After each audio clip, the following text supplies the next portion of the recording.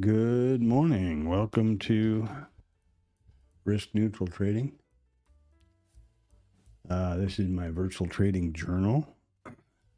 I stream every trading day morning from 8 o'clock in the morning now until 1500 Central Standard Time. All the times that I refer to on the stream and that are on my charts, etc., is in Central Standard Time. Name is Chicago.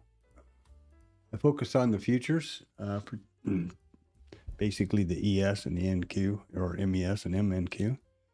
I trade live every day with a live funded account funded by me, my own money. I'm not funded by any kind of a prop outfit, nor am I licensed to provide trade or financial advice, but I do trade my own account. So I don't know how you deal with that. The purpose of my journal is to have a detailed account of what I'm doing in my trading, both the visually, which is captured by the graphics on my screens, and my voiceover, which provides insight as to what I was thinking at the time. So there you go. Read the description or the disclaimer in the description, and welcome.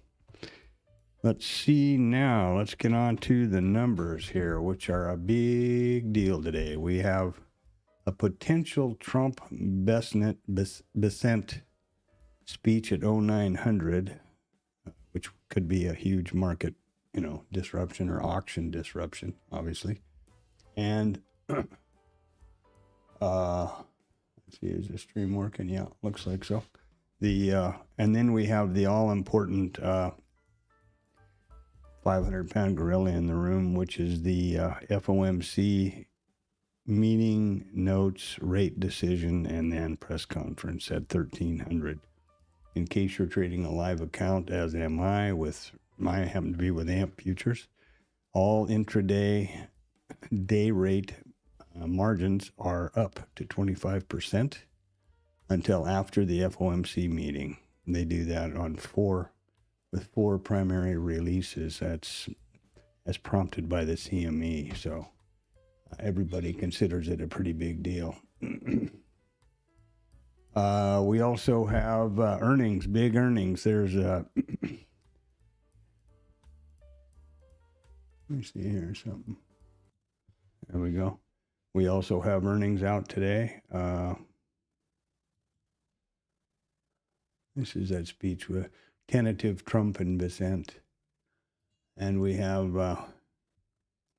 there's the FOMC stuff. This is my news, which is investing.com. You can filter it for wherever you are. It's free. That's why there's ads. I keep it that way so that anybody can have access to it.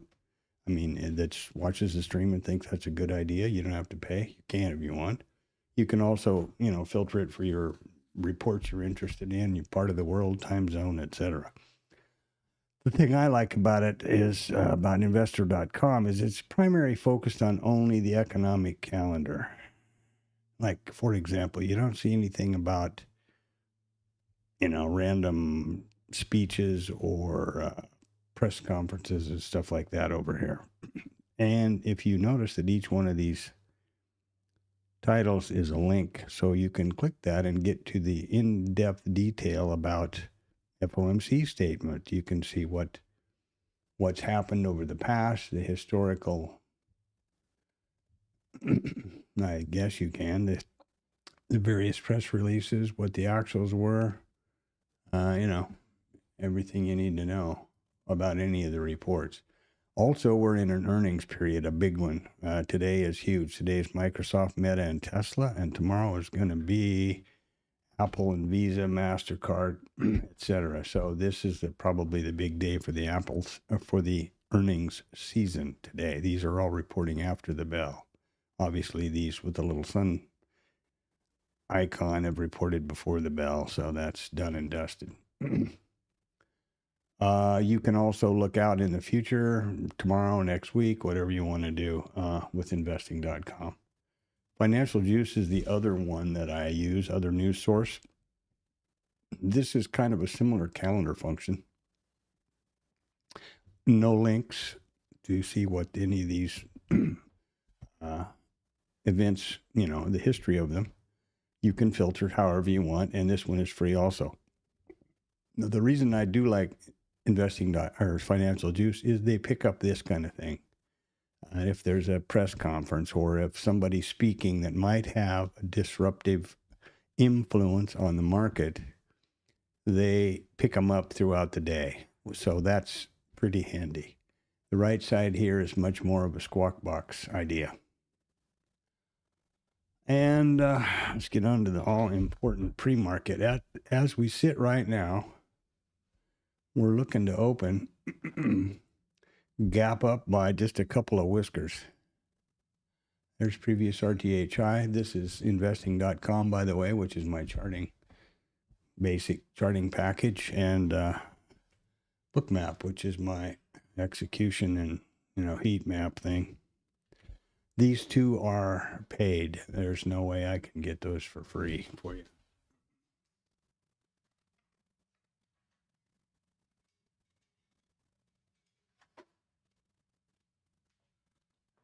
My light here, got some sunlight beaming in. So a few minutes ago, we were quite, well, obviously we were way up here overnight, so we were extremely long, way above the all-time highs for both ETH and RTH. You can see what happened with yesterday's session and then overnight. So the irrational exuberance continues. I'm not sure if it's founded on sound economic policy and rates, but we'll see what happens today when the Fed comes out. And I'm sure that's why Trump and Vicente are going to try to have a speech at 9 to, let their feelings be known about that interest stuff, I guess, or maybe announce a new Fed chair or their pick or their decision or what. I don't know, but it'll very, very, very likely to have some serious impact on our auction.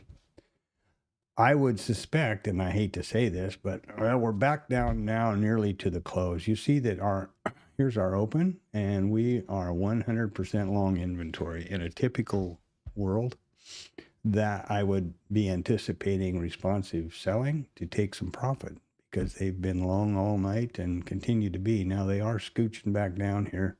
We're at least back within yesterday's range, barely. And we're a little above it at this point. So this is the MES, the MNQ, and this is my high time frame chart, referred to as the micro composite. The one thing about IRT, you can notice that all of the charts have the instrument, periodicity, chart type, and the session in the header. So if that's ever a question, you can just look up here in the header and you'll see all of that. This is my micro composite chart for the MES, and it's the day session or RTH session only, and these are daily candlesticks. And wherever they overlap, I draw a volume profile around them. That generates a micro composite VPOC. And then the system puts in these high and low volume nodes, which the red and green lines, and they push automatically to Bookmap. Here's a POC. Here's this 6945 has been a big number for all last week and all this week. I pointed it out early on. We have not been able to get away from this number, and it remains the naked volume point of control for the micro composite. The session prices here also push directly to Bookmap. Pretty low volume, 159,000 so far. Let's have a quick look at that. 91% for this period of time and 1.25 points per ATR per 1 minute. Okay, let's look at Bookmap. So here is, obviously, I hope you're familiar with the fact that this is a heat map chart over here. And these are the columns. I try to keep all the data that I think is important to trade on the hard right edge here. The dome or the price ladder or the order book, whatever you want to call it, prices and resting liquidity, very important. my MC column, which I do manually. Now you see that this morning I put in a potential micro composite gap low here from yesterday because here's yesterday's high. Let me just point out that my approach to gap is the current RTH session high or low, and where we open, I don't mean the current, I mean the previous RTH session high and low, and where we open the current RTH session. So if we opened right here, right now, and no gap, there's the previous. And if this turns out not to be a gap low, I'll just delete it. Easy. Here's yesterday's volume point of naked volume point of control, and the POC, and those things are down here. The high and low volume nodes, which are pushed, there they are. Get rid of that. That was from covered up yesterday. And this is the full session volume profile. Started plotting last night at 1700 and will continue through 1600 today. RTH volume profile, which will reset this morning at 0830. And my statistics column. Now, the first thing I do is look at where we will open. And there's only two criteria for the statistics open type. It's very simple. If we opened right here, right now, how would that compare to previous RTH close? Well, it's higher than the close. And how would that compare to the previous RTH range? Well, at the moment, we are right on the range. So at this moment, we're higher in range. If it ticks up one, or if we gap up, it could be a gap high, which would be higher out of range. These statistics are from the statistics study in IRT, and they are from yesterday. So the next thing I'm going to do is clear the notes, and we'll do the statistics for today. Now, this title, I change every day this way to represent the current open type statistically, because that's important to me. When I look back at a screen snap, if I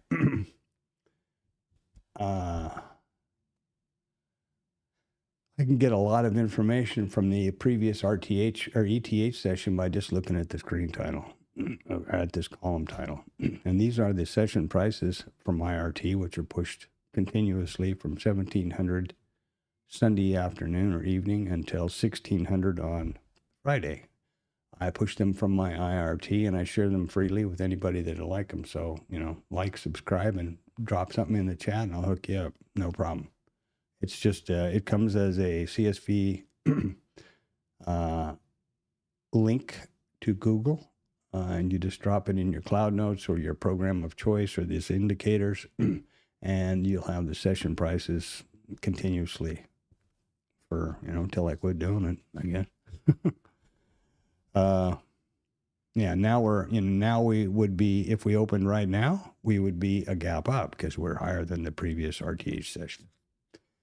You'll notice I have no indicators on my bookmap or my IRT. I have just basics. I only look at and trade with data, probabilities, price data, probabilities, and volume.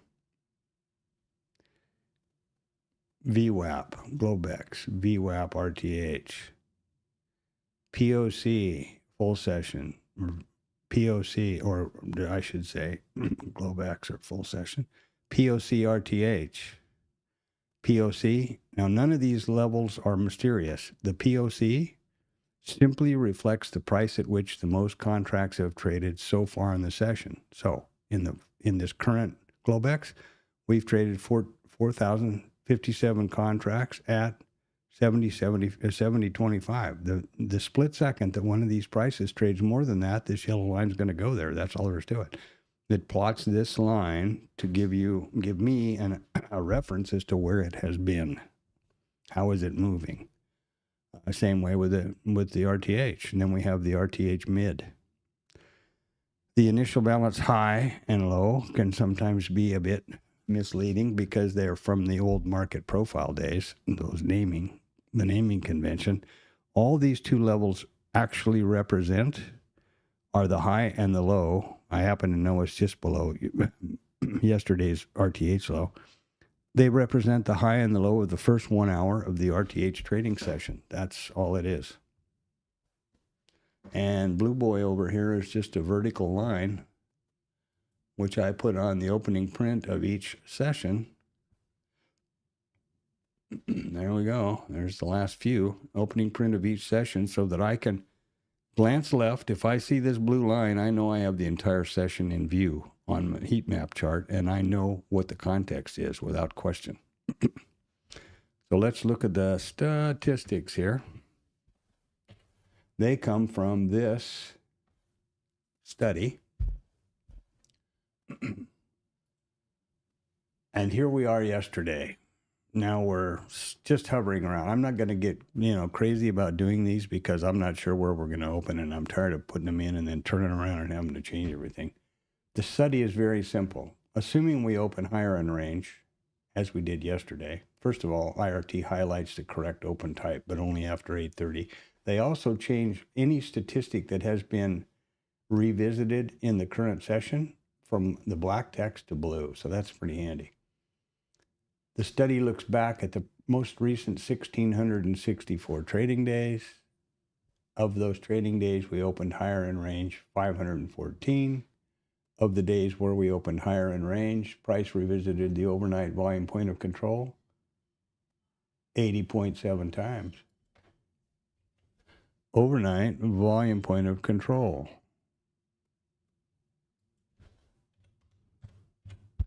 And that is just as complicated as it gets. Overnight high is 74.5. I'm just going to go down that list now. These things won't change. The statistic there, the probability could change a little bit. And that's why I don't like doing them, once, doing them twice, doing them again. So the mid is, overnight mid is 74.7. Overnight mid is right there.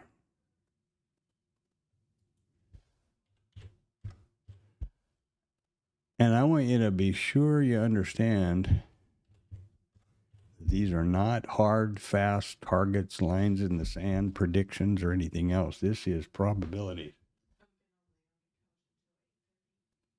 Okay.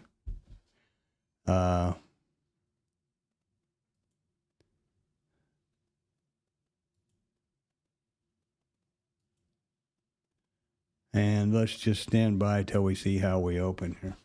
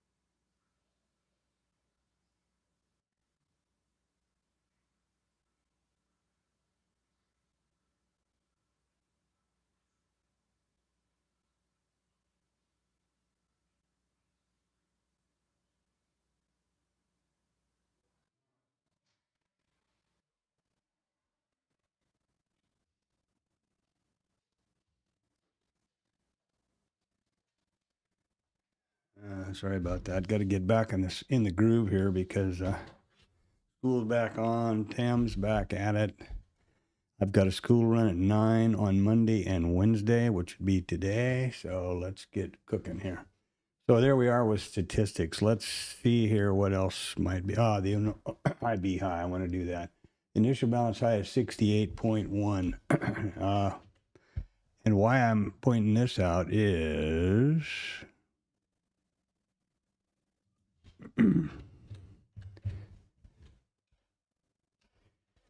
because I always put those initials there, and I'm sure you figured out why. There is the minute we open, by definition, what is the initial balance high and low? They're the high and low of the current RTH session. Right now, we could be a gap up because we're just a couple of ticks above the previous RTH high, my version of a gap up. And once we open, this IB high will be at the top of the current session, and the low will come up to the bottom of the current session, and this flag will no longer be here, and I will be wondering what the hell was at 68.1, and I will know it's the yesterday's RTH or IB high. Isn't that cute? Okay, what else do we have here while I'm busy floundering? Okay, I'm going to do something now, which is the I do every day, and that is the get organized here.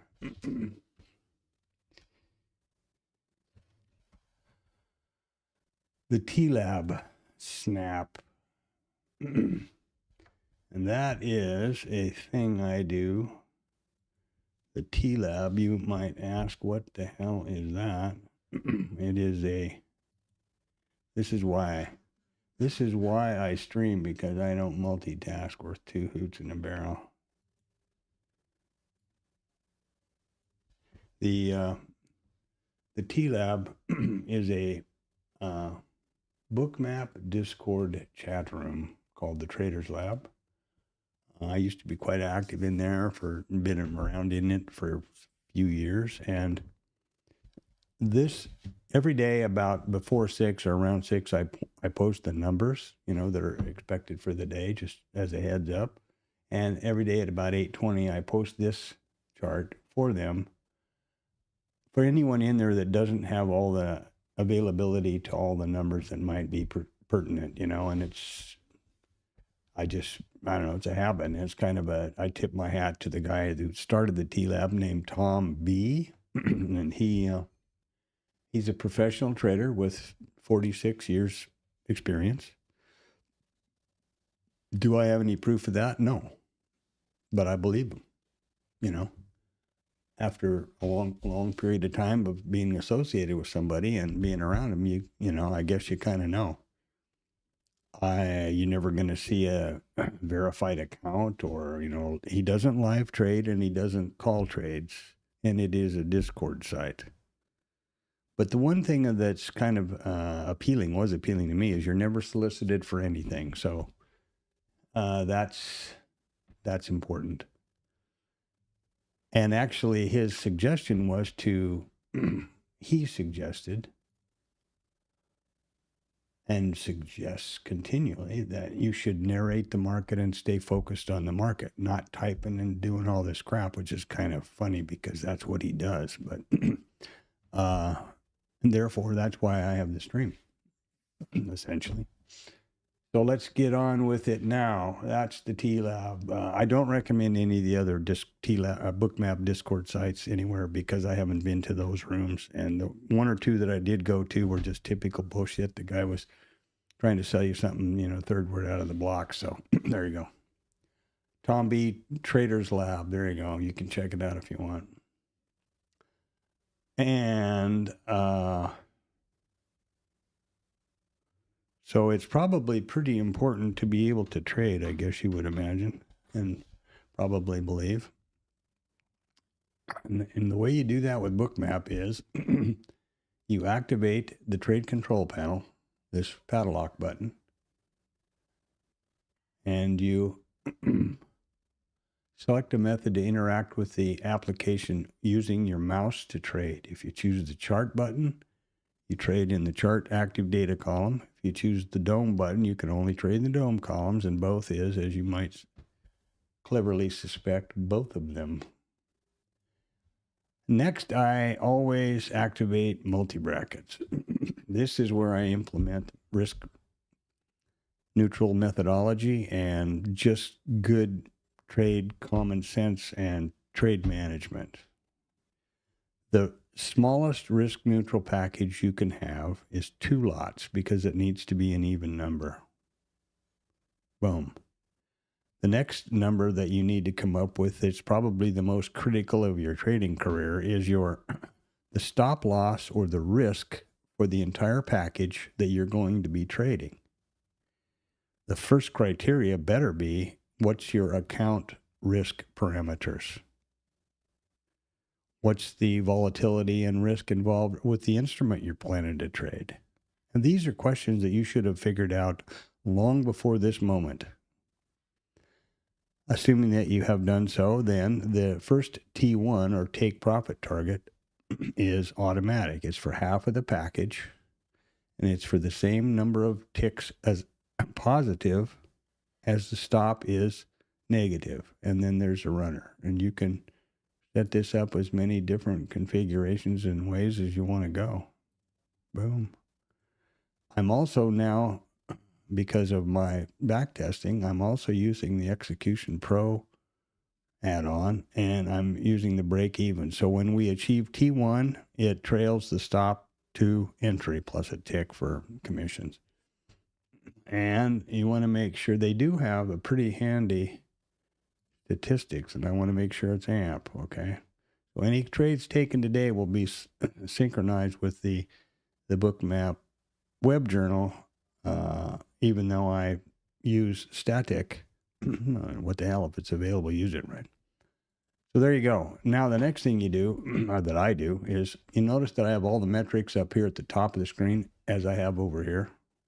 These don't have to be here. You can turn them off and on if you like, and I'll tell you why I have them on.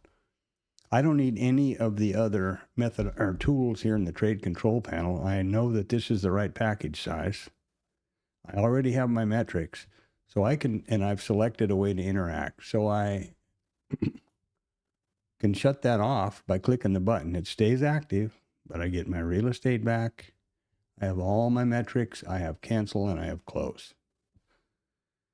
And we're going to rock here in about 2.5 minutes. Now, let me point out to you that you can trade with your mouse, with the keyboard, if you've enabled hotkeys. But you have to have the computer focus on the application of Bookmap in order for that to work. Just that's normal for any iOS. And also, I believe trading with the mouse is much more accurate and quicker. But I really, really, really want you to be sure you understand any click in this column. You notice how the mouse pointer is a $sign and not an arrow? Any click over here, trying to move a level, trying to do anything else, you've got an order or a trade on that you didn't plan on. And of course, you might imagine that that's the voice of experience talking. So there we go. Now I'll be ducking out at 9. For the school run, it's about an hour, and then back Mondays and Wednesdays. Fortunately, this Monday was freezing cold and no school. So here we go. What have I forgotten? Probably something. Well, we're going to open higher out of range from the looks of it, so I'm going to change this to a gap up. Remember that.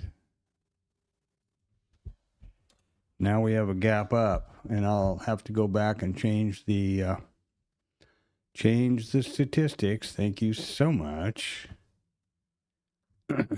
And remember, this is based on how I do a gap. The previous session high or low, RTH session high or low, as it compares to the current session open. Now, you know, they've got 30 seconds here. They could easily drop this down to the previous RTH high. Right now, we're 2 points above it. So wherever that open is will be the gap high. Here's a gap low. There'll be a gap high. That's simple. Trading doesn't need to be, you don't need to have a degree in rocket science. What you need to have a degree in is discipline, common sense, be an adult. I only use price data, volume, probabilities. Nothing needs to be in a hurry,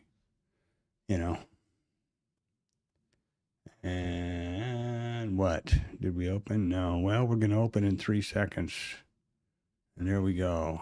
And it didn't reset as it's supposed to, so that's pretty irritating.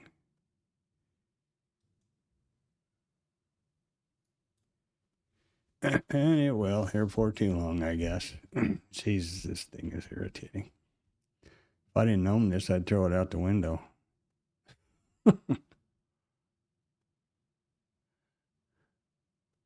It's basically choking on the volume. That's the problem. There we go.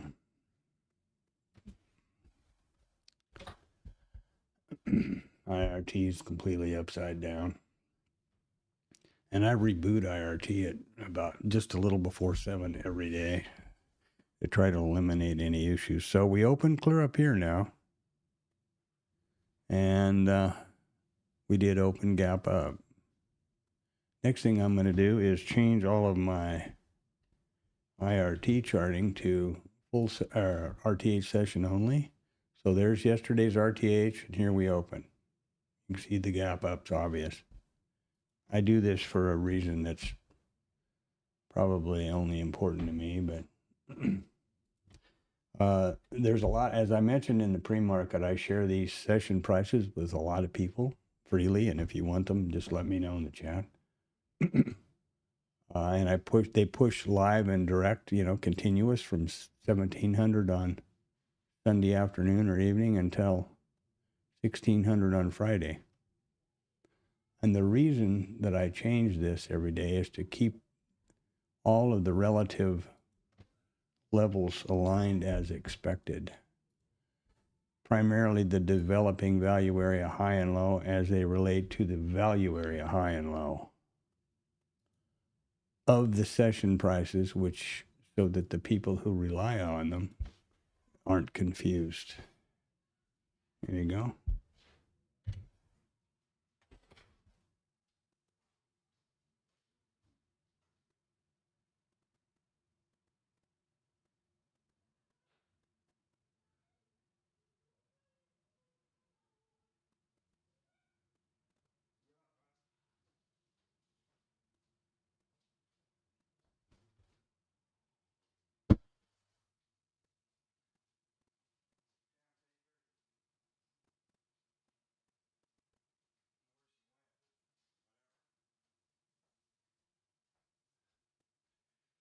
Okay. Now, I don't know who you trade with, but my broker, AMP, because I am trading live and real money, the intraday margin requirement has gone from the typical to 25% of nominal. So instead of $500 for an ES contract, you need to have 5,000 plus margin requirement until after the FOMC meeting. There are four events that they do that for, and that's the CPI, the PPI, non-farm payroll, and the FOMC. So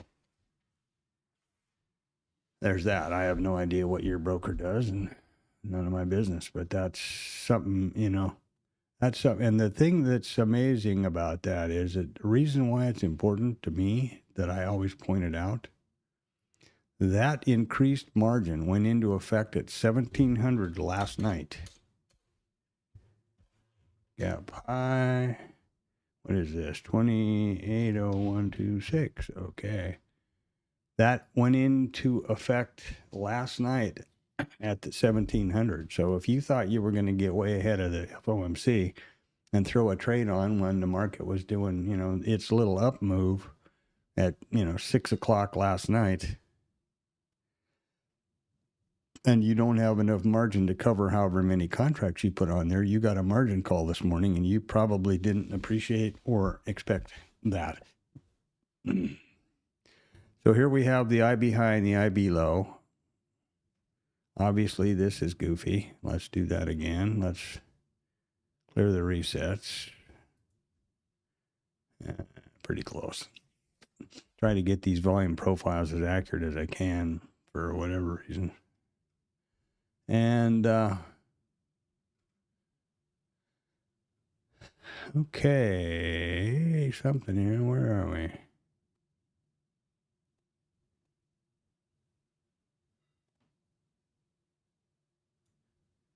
Let's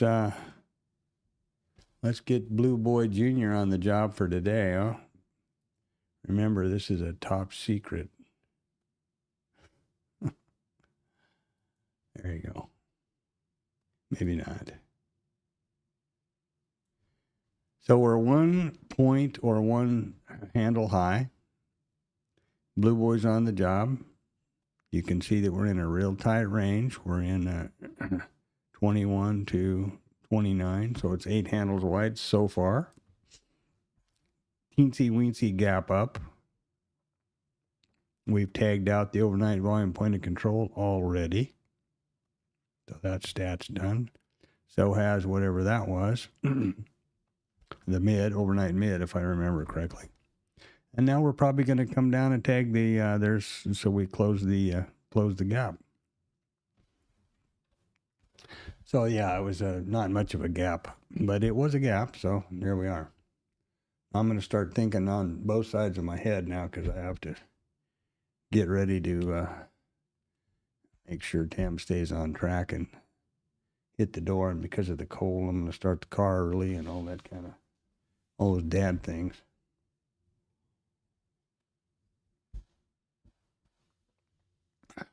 I hope, which will require putting on my Levi's, I guess.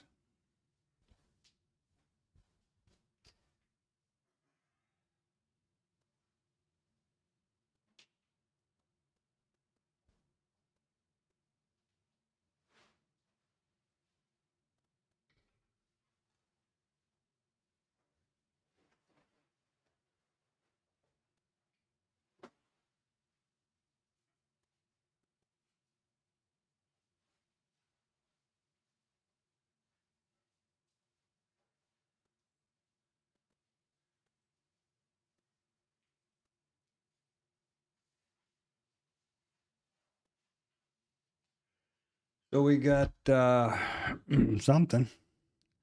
Got 1C here, which is about 33F, I think. Yep. It's the 28th of January. Damn, another month in the bag. Son of a gun.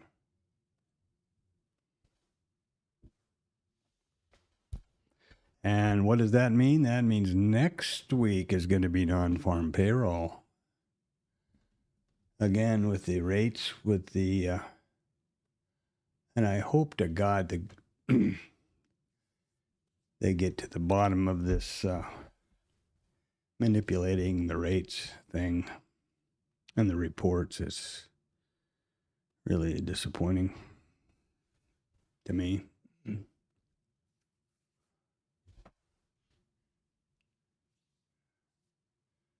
I would suggest that at 9 o'clock, should they have this random risk event with Trump and dissent, that could be a market banger for sure.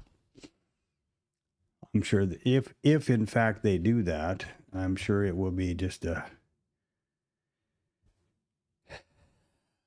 probably not very pleasant to listen to, actually.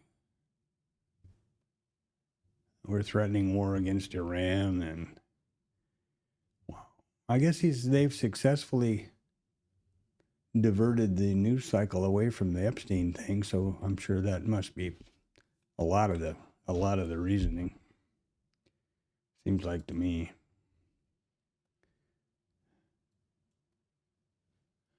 It seems like that to me. Well, let's see here. What have I got going on? Have I done what? Yeah. So we've tagged out the overnight volume point of control and the overnight mid. It's a gap up. Let's make I guess I can go through. Now, the reason I go back through these things is, as I said, IRT very graciously highlights the correct column. You see that we've tagged out the overnight POC and the overnight mid. Well, who said that? Who was that genius? So we got 77.6 here. And why am I doing this? Well, because Remember, this is a permanent record, and this is for my review and study. And 66.8. So these are values that aren't going to go anywhere. That's pretty obvious. You know, these are set in stone. This was the overnight VPOC and the overnight mid. Well, there's no question about where they were, is there?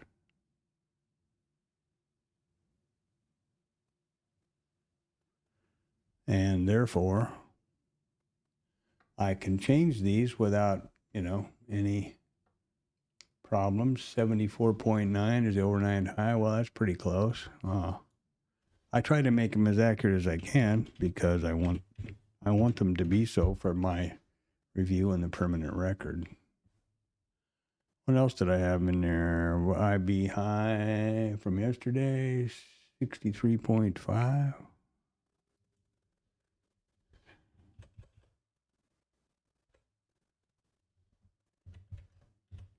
That's why I do this. That's why I go back through them. And if it weren't for the stream, I wouldn't even put the statistics in here until after the open when it's such a close coin flip like that, because it's just kind of silly, Previous high is 65.6, and that was right there.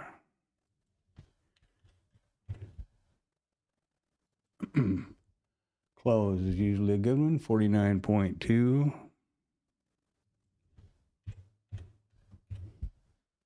Oh, come on now.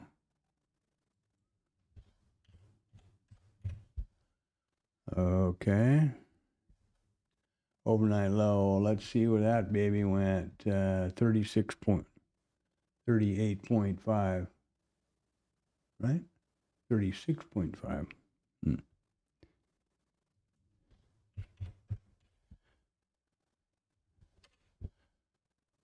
And what am I doing here, in case you're curious? Well, nothing important. I'm just going down the list of the current gap open, gap higher gap, or gap higher out of range statistics. Overnight low, previous close, previous initial balance high, etc. Overnight mid, overnight POC. Just running through these for posterity. And that's going to be good enough for now, I think. I'm not going to do developing value area high and value area high. Those are just those values in case you're curious. And the reason I reset the charting in IRT to the RTH session rather than just the full session, the value area high is understood by anybody who uses my price levels. Session prices to reflect the value area high of yesterday's RTH session or the previous RTH session. The developing value area high or low is for the current auction. So if you think about it for a minute, all through last night's ETH, this accurately reflected yesterday's RTH session value area high. The minute we opened today, this suddenly would reflect the last night's overnight because it's the previous auction. So that's why I changed it. There you go. That's my story, and I'm sticking to it. And yeah, I'm, as you know, if you follow the stream at all, I only trade vetted trades, which I have statistically proven to have an edge. The trades I'm working at this moment are this period of time are the initial balance trades, initial balance high and low. And so they don't set until 9:30, means I got nothing to do until 9:30 or anticipate.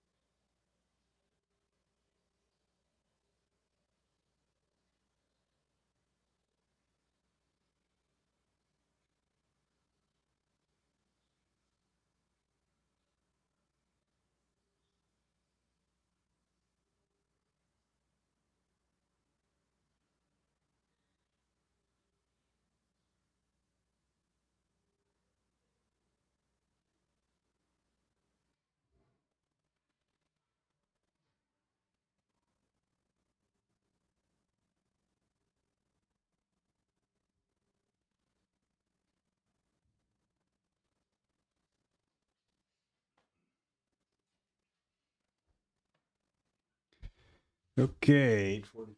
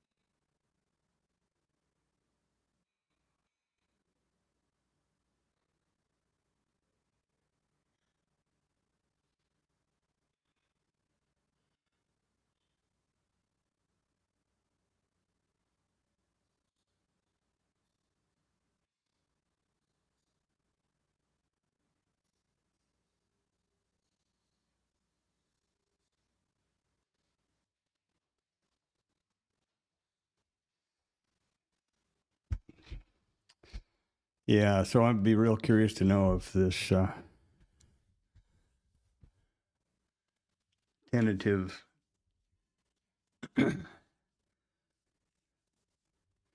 admin event happens at 9. Yeah, I did. I thought I did. Maybe I put it in the wrong place. Hold on, Antonio. Good morning, by the way.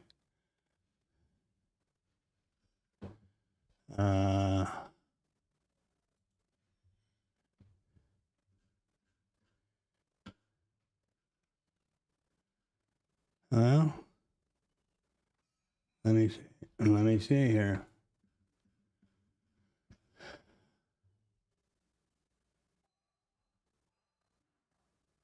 Where the hell did I put it? I must have posted it in the wrong place, I guess. Let me see.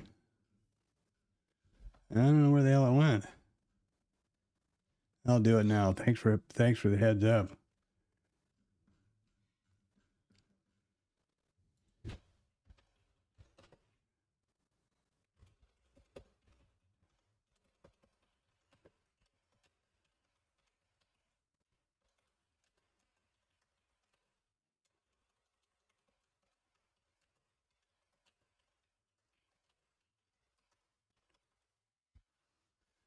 Thanks, Antonio. I did that, and I guess it just didn't get there.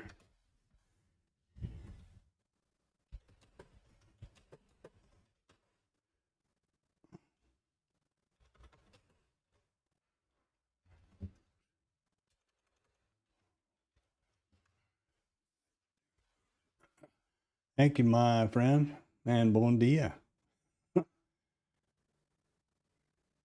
Yeah, you bet.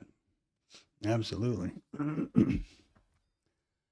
That's so funny because I took the snap and then I guess I'm all busy, hurry, scurry, and blurry this morning and didn't get my, that's what happens when you have, as an old Yugoslavian friend of mine used to say, you've got two brain cells, one for the eating and one for the shitting, like a chicken. So I guess that's Mishkitito. Boy, he had a lot of funny sayings, I'll tell you.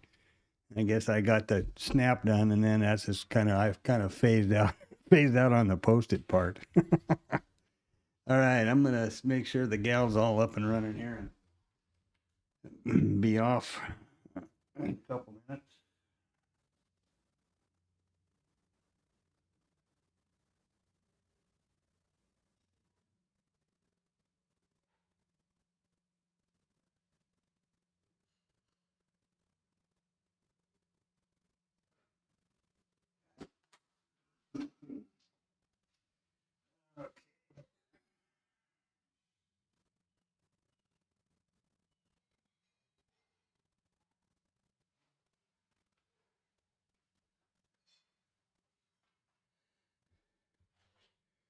All right, so it was a gap open by just a smidge, and it's been closed. We've tagged out a couple of statistics. I've tried to update what I could here. IRT is off and running. You see where we are, and lots of news happening, and be careful. May have this story here at 9 o'clock, which could be a definite market mover, but all eyes are on 1300. And I'm sure that's what if these guys do have this meeting, they've moved it now to 950. This was at 90900 for the longest time. This will be an insult fest against Powell, I suppose. I'm not sure why they think that's the thing to do, but they apparently do, and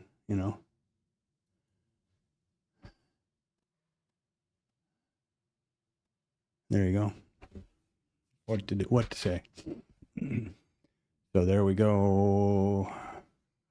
Remember that I'm only trading or focusing on on vetted trades, which I have identified and done the work to vet with backtesting. And those are the initial balance trades. So I will be doing those. I will be focused in watching for those. And they are based on this. Come on, go away. This system.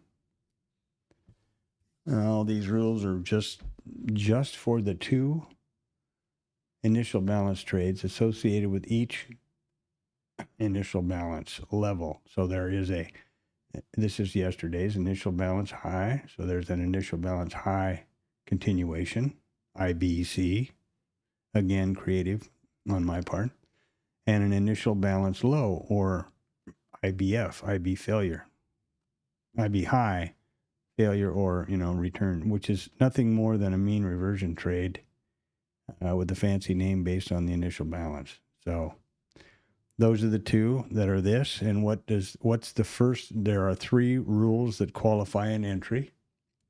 And I'm not very creative. It's A, B, and trigger.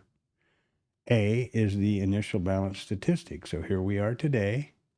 There will be no level, no line, no anything until 9:30, when I will start watching for those signals. And if they present themselves, I'll put on the trade, because that's how I believe and how I have come to understand you do it.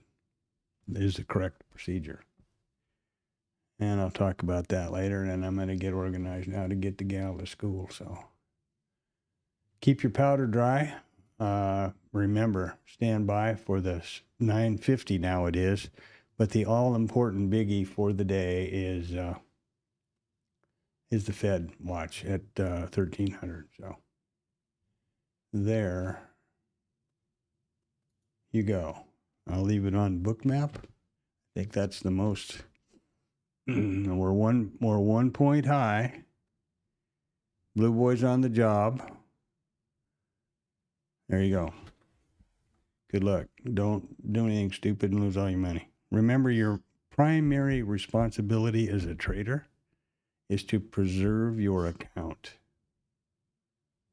That's real important. The only way you're going to do that is risk management. Think it's a good idea to put a trade on without being all bracketed and safe, with potential admin stuff coming out in a few minutes and the Fed at 1? Probably not.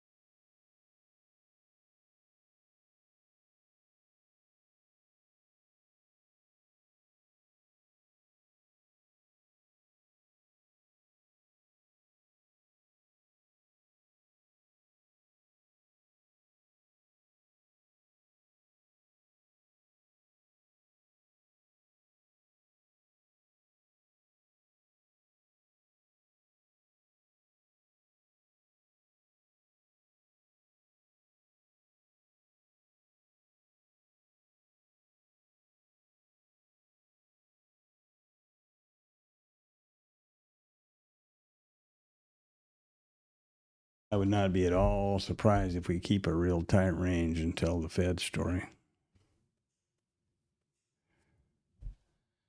Never know. I did drop this in this morning early. This is the new and improved all-time high this morning early in the ETH. We had the RTH all-time high from the 20th, and then the 13th we had an ETH high. Or I'm sorry, the 12th and the 13th. These have both been tagged out now, and my workflow for these is to, for any non-current number or level, to just change the text to black, like that. Just while I'm waiting for Dam to get her gear organized here. There you go. We got a gap low, we got a gap up, we haven't closed it. Isn't that funny? You never know. Huh? Kind of hard to believe it'd be a gap and go, but you never know. Trade what you see, not what you think. Huh?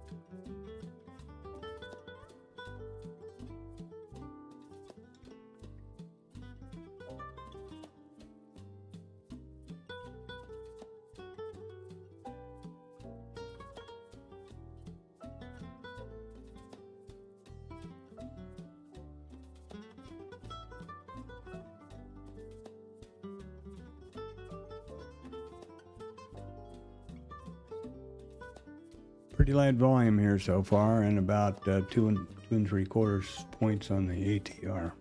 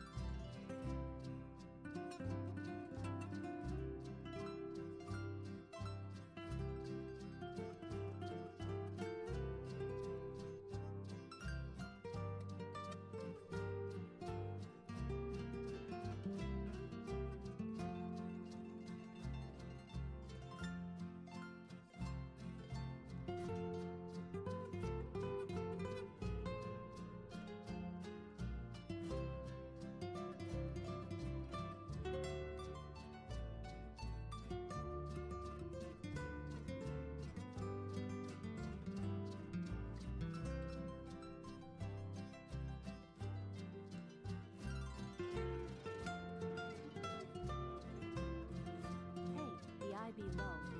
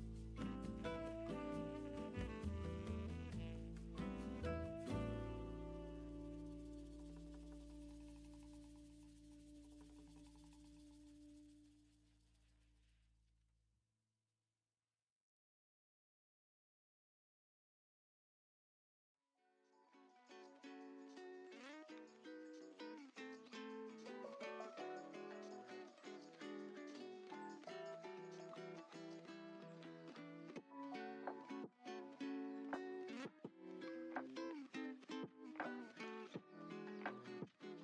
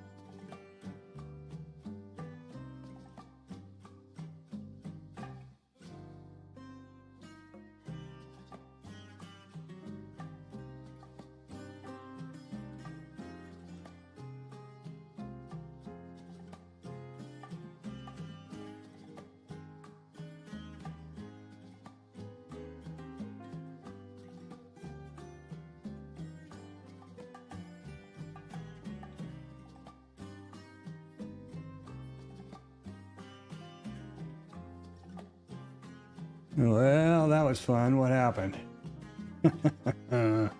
Well, we had the IB low taken out. And yeah, just walked in. I have a rule in my trade plan. I never just walk in and grab the mouse. That's another one of those voice of experience. Oh, that was a bad idea speaking.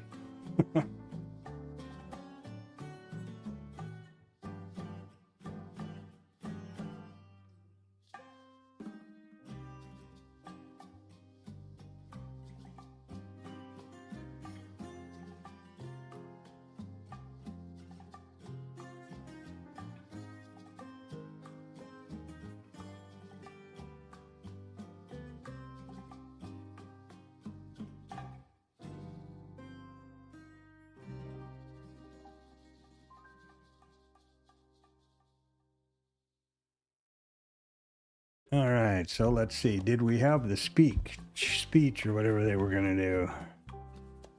First things first, let's look at that. Trump speaks on accounts. And when was this? 10:06. I guess that's happening now then. Okay, that's a good time to stay away from this thing. Did Trump and Bessent speak at 10? I guess that's what they're doing now. Okay, this was 9, then it was 9:30, and now it's 10, so I guess that's what they're doing.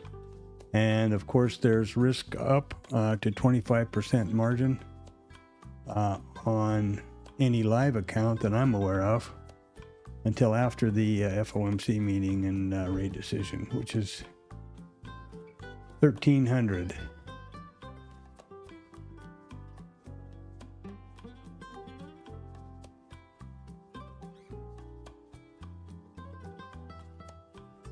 The dollar's not strong. What is Bessent talking about?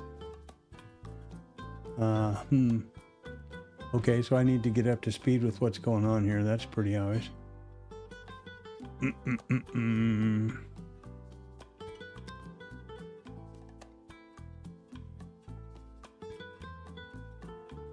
I don't know if anybody cares, but I also have a subscription to Ground News. It's about the only news reporting service that I've been able to find that is gives you a complete breakdown as to where the reporting came from, who the reporting sources were, and what the skew is. So you see here, this is a 68% center coverage on this particular one here, and then it'll show right, left, center. This is a subscription, so I don't know. Yeah, it's the only one I've been able to find. I never have go to the usual sources. It's just they've gotten completely uncredible in my opinion at this point. So let's see what's going on over here now. Well, not much happened while I was gone. We did take out that IB high, or IB low, I'm sorry. Did we? Yeah, right there. Okay, and we've tested down and coming back up.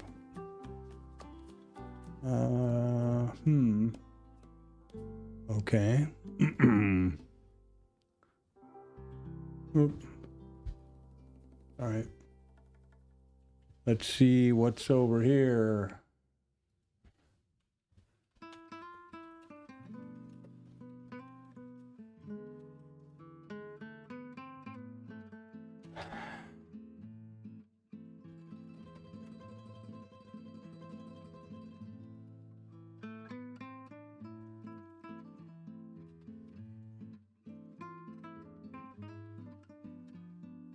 Okay.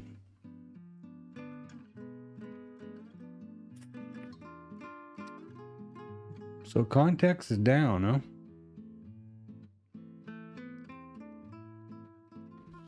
There was the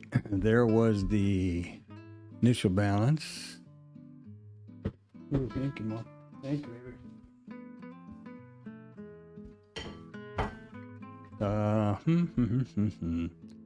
Initial balance low right there.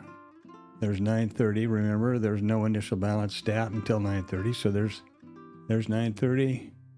There's the initial balance continuation zone trigger. Now we should be shorting off. We should be taking that trigger to the short side. But I'm not going to enter anything at this point. First of all, there's a high risk news potential occurring at this moment. And I am also just walked in from being away from the markets for an hour and a half change. Now, the system did take the short, and there is a risk neutral, and there's a scratch. So, there you go. I don't see B anywhere here, which is disappointing. Right there it was. Why it didn't plot it, I don't know. And there's the trigger. And are you watching this? No. There's the A. And something's wrong here is it's not plotting any of the downside. I've got to make sure that that's all right. I got this all screwed up yesterday. These signal markers are not part and parcel of the, well, they, in a sense they are, but they're not part of the actual trading algorithm. They are for my visual confirmation. So there should have been an A there and an A down here. There should have been a B right here where we got in here. And there's the trigger. And we got down to here, and it's a scratch. That's okay. So let's see what's going to happen over here now. I want to see why this didn't work. And remember, there is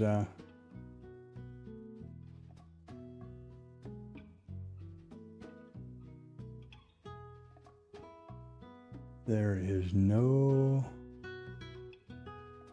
there's intraday margin is 25%. So in other words, if you're trading the minis and you've got a $500 margin, day margin per contract, it's now 5,000 and change. That ought to be pretty awakening for some.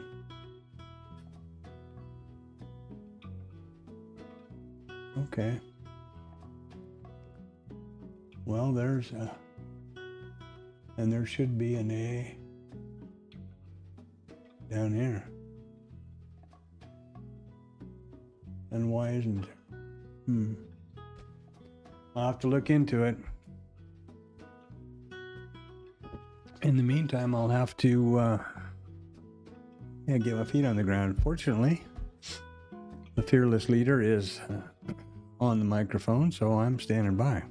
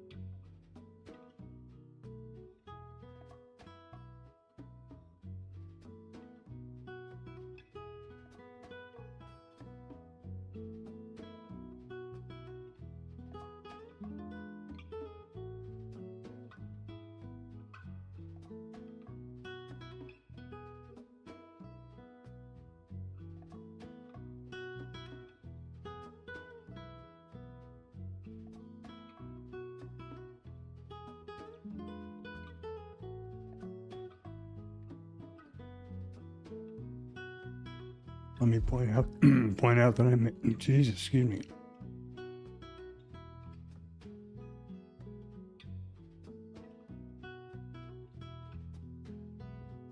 My wife makes some really good homemade chili sauce, and wow, but it does have a kick now and then.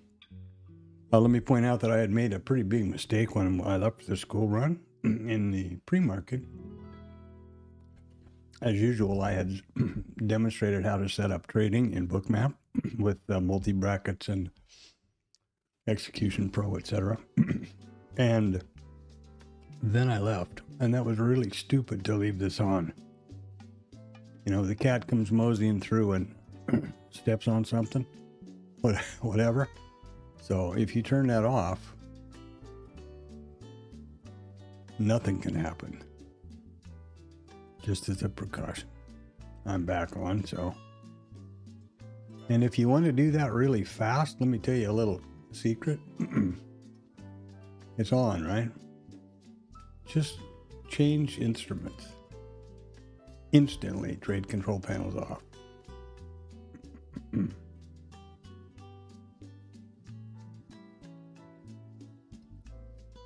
Back on, and when you come back, it doesn't reset. You've got to turn it back on yourself. That can be kind of annoying if you're not aware of that, and you look at a different instrument and then come back to the one you're going to trade and expect to get a trade off. Don't realize this is not green anymore, and boom. You're clicking hell out of things and nobody's listening. Thanks for joining. Sorry for the disruption this morning, but yeah, this is a really big day. We have the, I guess, POTUS and Basant talking somewhere, which is, always got market auction disruption potential or risk potential. Not that that's a bad thing. It's a fact. And you need to watch, you need to be aware of the facts. If your goal as a trader is to preserve your account and to grow your account, you need to be aware of potential risks. So there you go. Now we've got a B here, but we don't have the A over here. I don't know why. So if we come up here and pick up a trigger, this would be a short.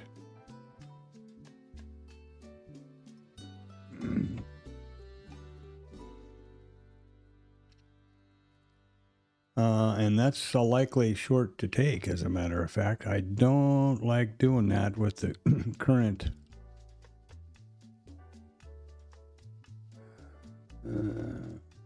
is he still speaking? Are they still speaking?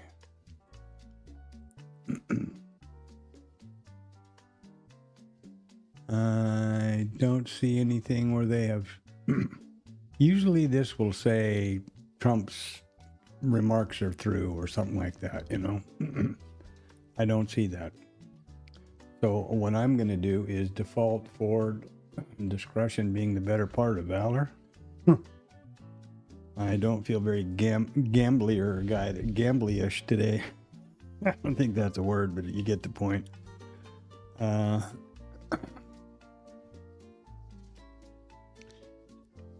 So here we have the signal B, and we didn't pick up a trigger, and we're down here some more.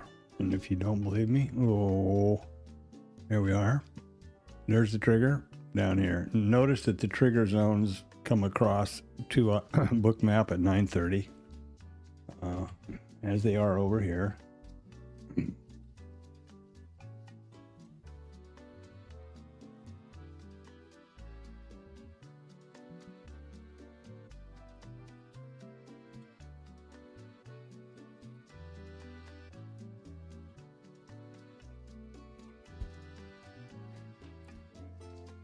I want to point out, in case you're new, apologies to Antonio and regulars, this chart is not in any way part and parcel of the trading system, which is here. However, I am now live forward testing on the live market, system by sending this to the chart. That's why you see these things here, like this trade. However, I'm not comfortable with the way I have, with my skills to make sure I have all the, I's dotted and the T's crossed for the specifically for IRT to trade my live account. So this is all happening in the IRT simulated environment right here by design. And what I would do is what I have been doing when I see a signal, as I was just watching for right here, I would implement that trade manually on Bookmap. Yes, it's not the most ideal situation. Wouldn't it be great to have, like Tom B, have an ATM in the basement? Yeah, it would. But there's quite a big step between IRT rules, backtesting, testing in it within itself in the live environment, and there's a big step to pushing live trades out to a broker, getting the fills and all the confirmations backwards and forward from the broker. And in my particular case, both IRT and Bookmap are connecting to rhythmic live data, market by order data from through my AMP account and using the plugin mode. And I have experience knowing that that doesn't work very good with IRT, or that the way I know how to set it up. Yeah, it would be fantastic to have a good system that you knew worked and that the backtest was great and the expectancy was, was there. And then you just turn it on and, chase mom around the bed or whatever it is. But that's not where I'm at. Not what I'm able to do. So that's where we are now. We still don't have that continuation yet. It's trying over here. Boop, boop. Trigger zone would be right there. I am not going to, I'm telling you right now, I'm not going to get in the market and with POTUS and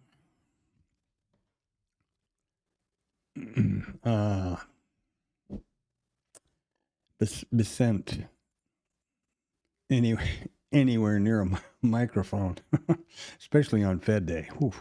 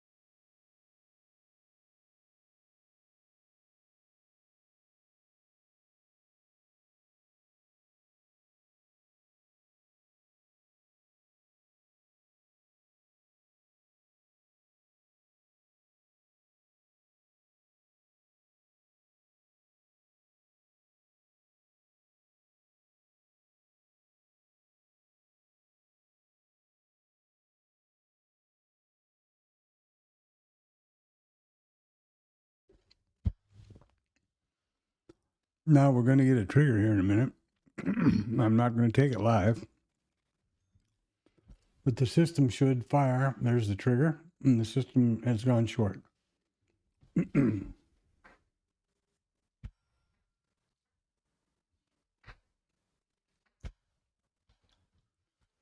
So see, how fun. Now I could blow smoke up your tailpipe and tell you that this is me trading live and I'm a whiz bang and, you know, all that stuff. But I'm not a very good liar because I don't have a very good memory.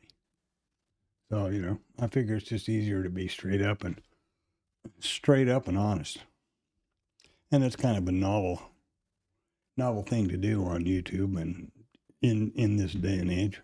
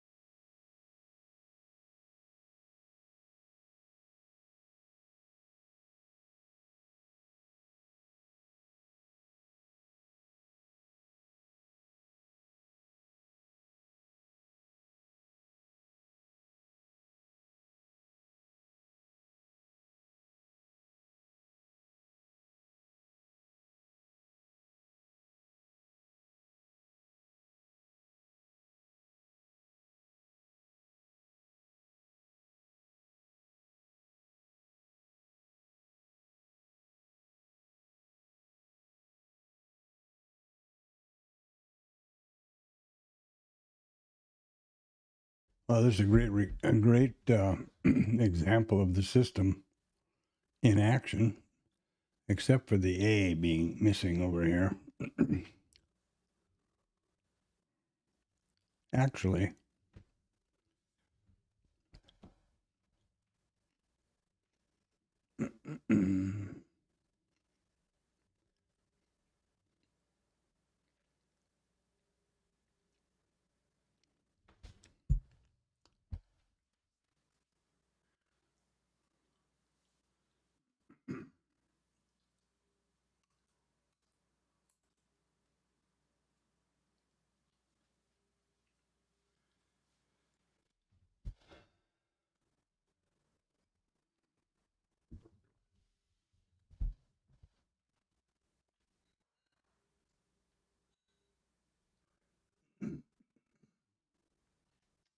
yeah, the second A for the way this thing works is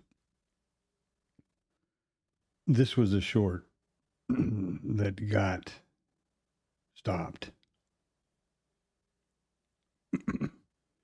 And so all flags were set to 0 and now they restarted again. And here would be the second A.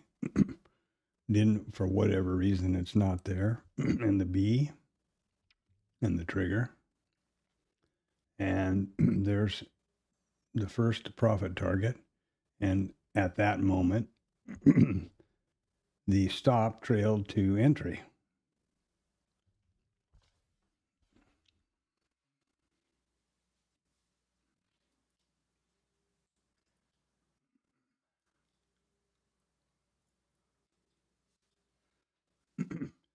What's happening here is that the computer is obviously monitoring price, real-time live data, and evaluating every one of these rules continuously.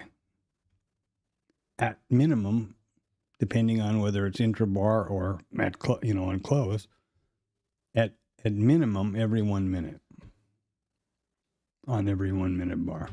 And that's it. That's how she works.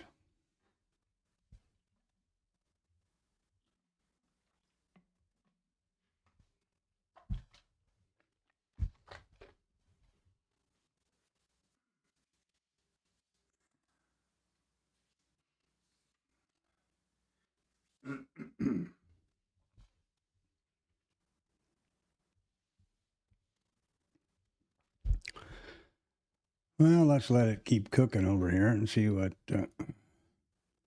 develops. So far, so good. Yeah. Right up against the Globex low and the previous RTH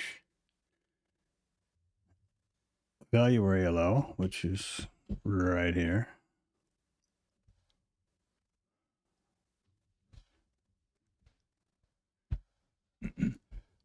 One point high, and Blue Boy hiding over here in the corner. There he is.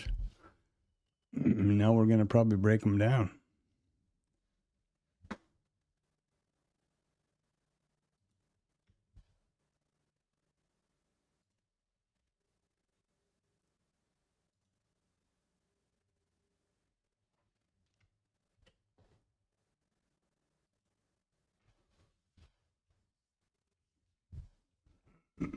It's a great example of how the system plots. I can also have,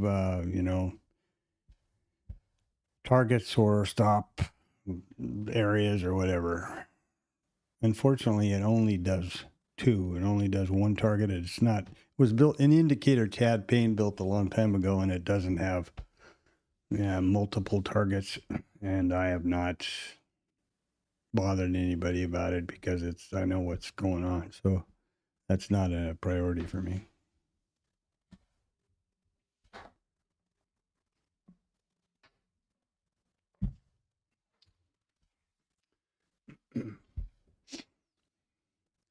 Fall out the bottom there, boys. Go down and check out this 97 level. Got 357 of them at the Century down there at the 700 or 7,000. I think we're going to go down there and say hi to that here pretty quick. So, yeah, don't I wish I was in that trade? Oh, boy. Wouldn't that have been snazzy? But, all you got to have is one of these guys in a bad mood or something, and then all of a sudden your world is upside down.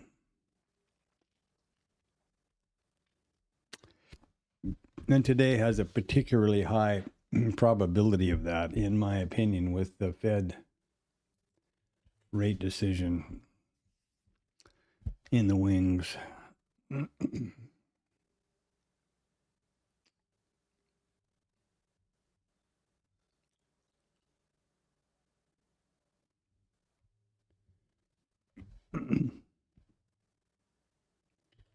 Now, if you wanted to see this, I maybe can figure this out quickly. Okay, I'll do it this way then if you want to be that way.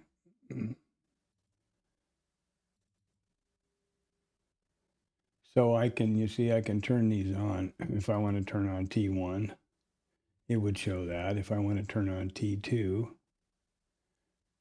I can have it do that. And if I wanted to turn on the stop, for example, so you can see how that's trailing, I can do that. Put this some goofy color over here. You see what's happened? So there's the stop. We got down here to T1 and trails up, and our T2 is way below us. Now,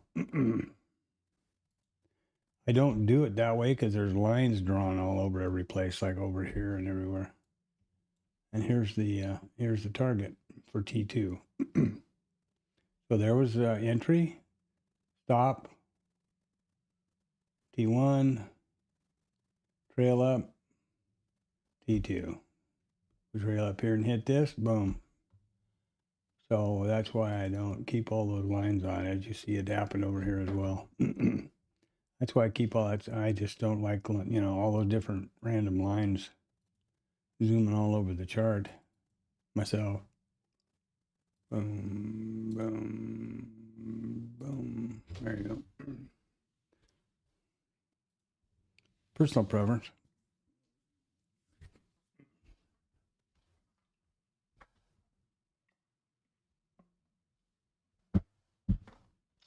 Jeez, it's already almost 11 o'clock. Son of a gun. Time passes fast when you're having fun, I guess.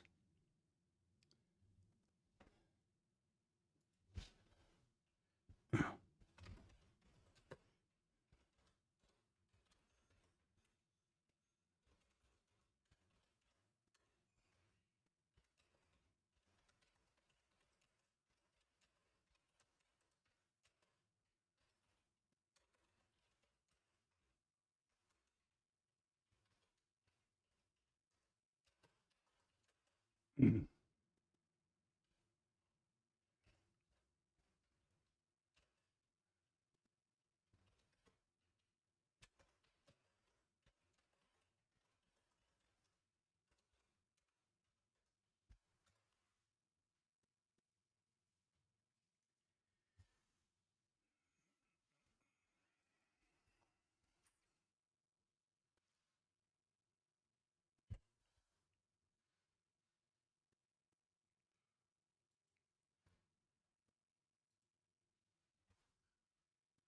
Oh, I didn't want to do that.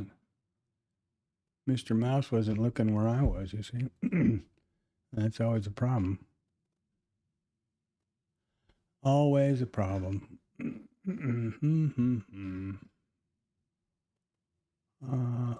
Let's just do something normal over here.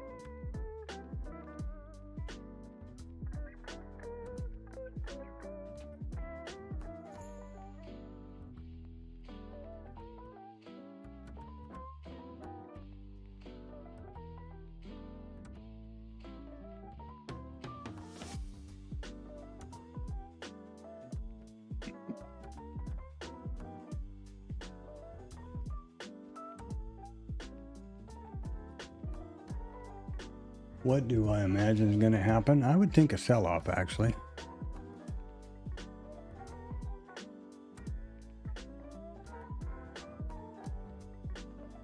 The dollar's getting clobbered. Rate decision this afternoon. Nobody, you know, there's a high potential of a big debt problem. Yeah. There they go. They got through it now. Let's see what's happening. And there we go. Now, of course, if you were in this trade yourself, or manually managing it, you trail your stop up to swing highs and just keep tracking her down. Trace it all the way down to the previous low, I would say. Would be reasonable. You know, what do I mean by that? Got in up, say, here, and we had a VPOC migration lower, and now we swung up, so we trailed up, and swung up, trailed down. See what happens.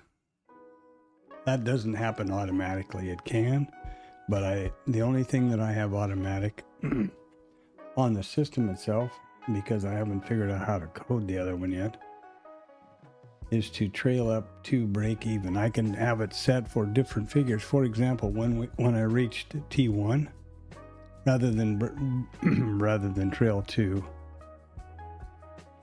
entry, I can have it trail to T1 or any point less than that. You can't obviously trail the stop more than that because you're not there yet. You get the point.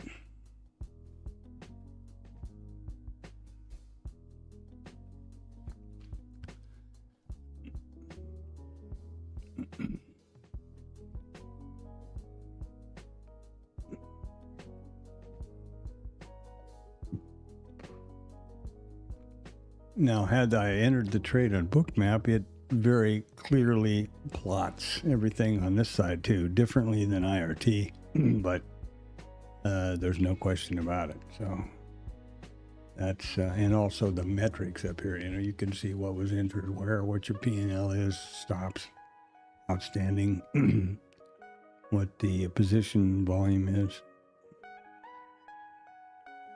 Pretty in depth.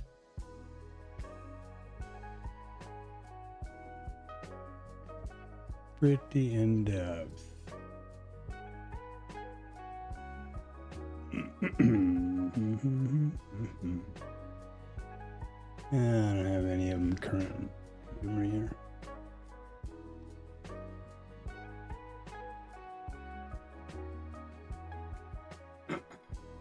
I was looking for an example there of a Bookmap, how Bookmap plots the trade. But I don't see one, so oops.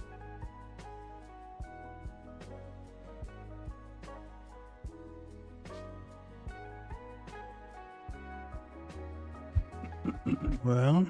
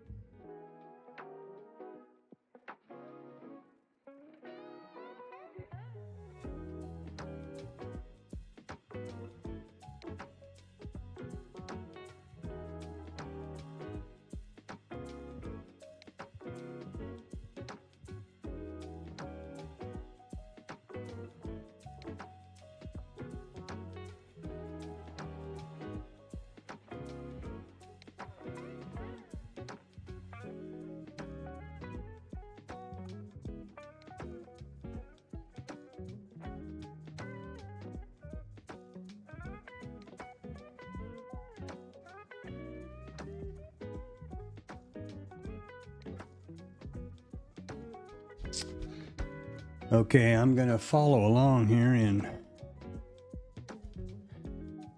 accordance with the day. I'm not going to be interested in or taking any trades ahead of the FOMC rate, which is at 1 o'clock, 1300. The system, which you're seeing here now, is busy trading right along. Forward testing, live data, but only within the IRT simulated environment. Absolutely intentional. And I want to be real clear about that.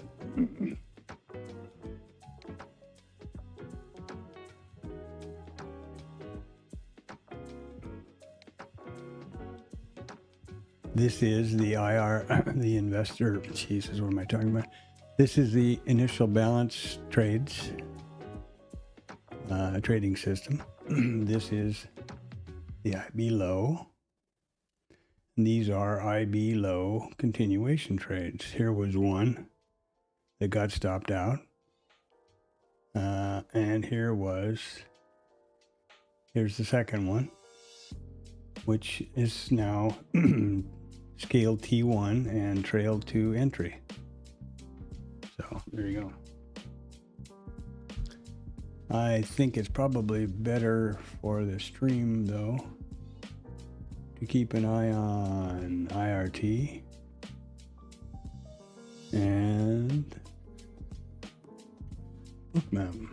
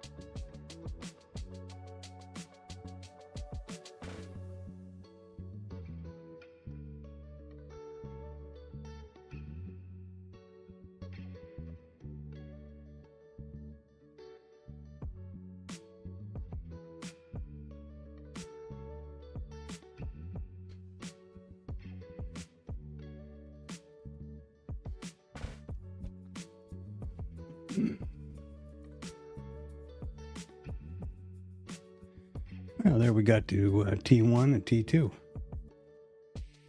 All right. Notice that this plus 48 ticks down here. As I said earlier, this indicator is not built for multiple targets. So this is 48 plus 12, 60 in other words. So that is just a classic IB continuation setup and traded per the system. Not got anything to do with it because it's, you know, political risk and FOMC. So there you are.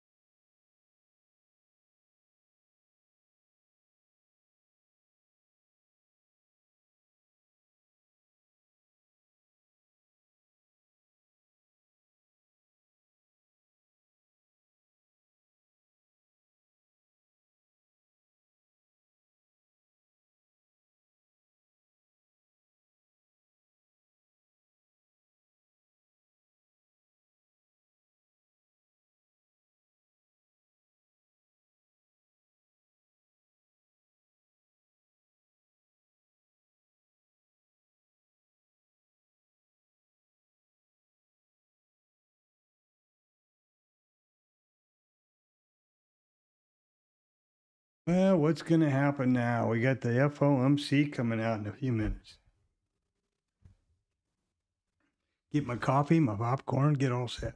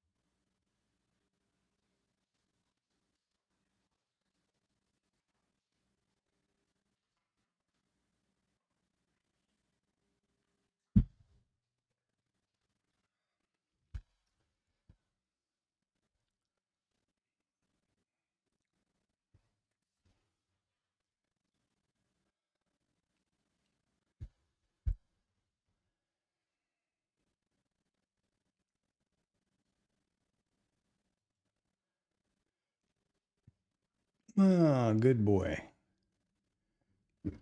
The system performed just as it should have. Took a trade, one trade, stop, one trade to both targets, and there we sit. So that's encouraging.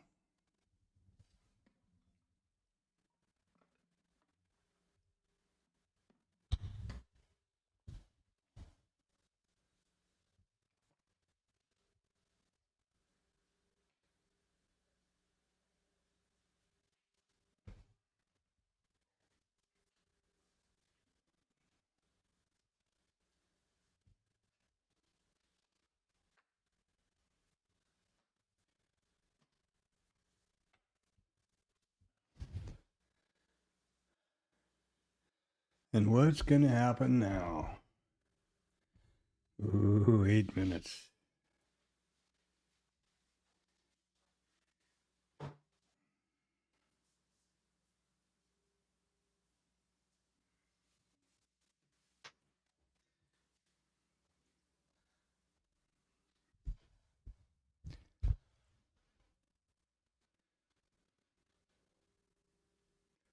These kind of days are irritating.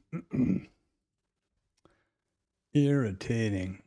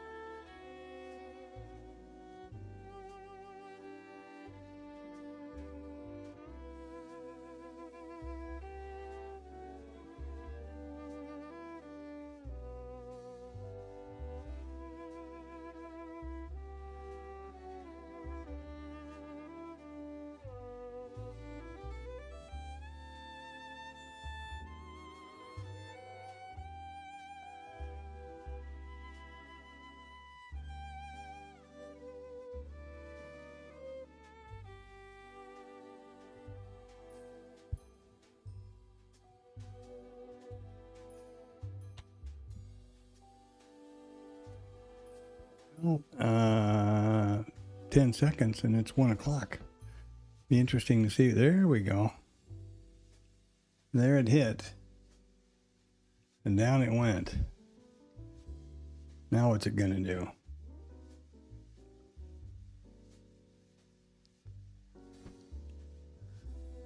Did they leave the rate unchanged? Ooh, those devils. That's going to make Trump a foam at the mouth. Just, I guess, pretty easy.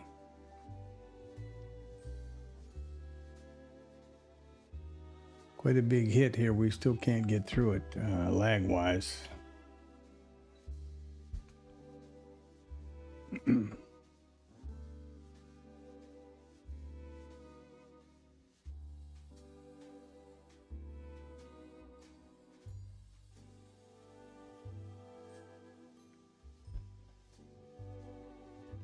See this drama up here, the lag and everything freezing up. That huge ball of volatility hit, or of liquidity hit.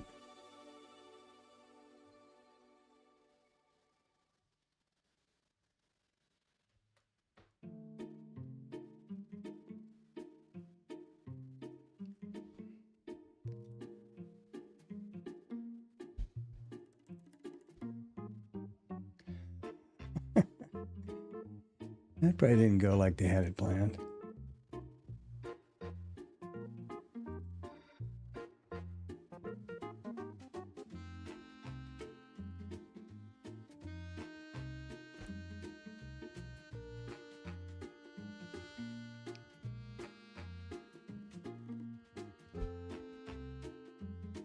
See why you should never be in a position going into any of these big numbers? How in the world would you defend against that risk? That is 20, 30 handles. Boom, boom.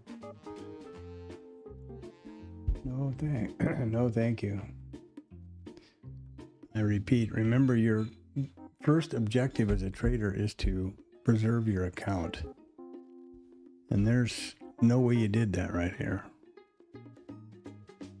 Unless you're sitting there with no stop and a big account and you didn't get a margin call. Which, remember, the margin is now 25% of the nominal per contract. So a mini ES is about $5,500.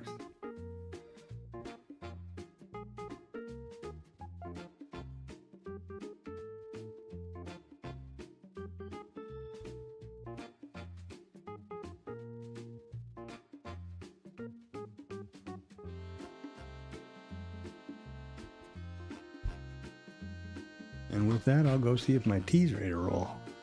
I'm waiting for my email here.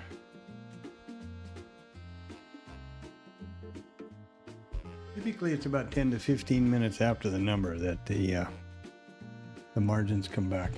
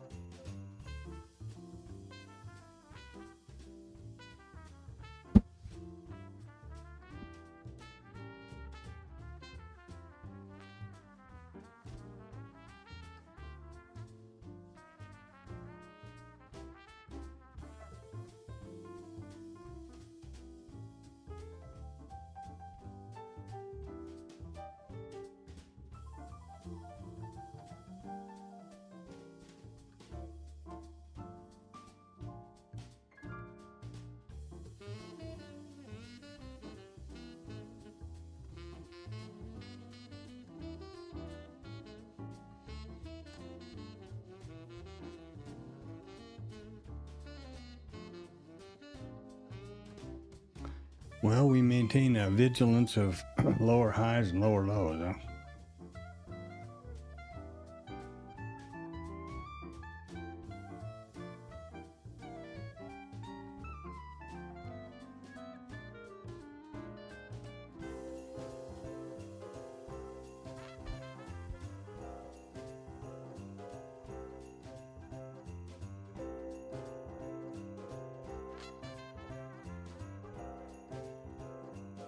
And if you don't believe me,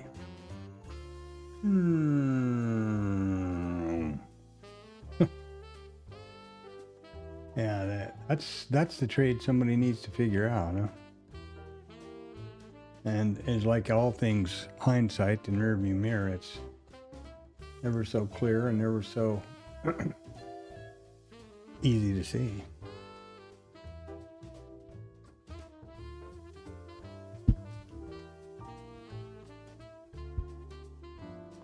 Maybe not.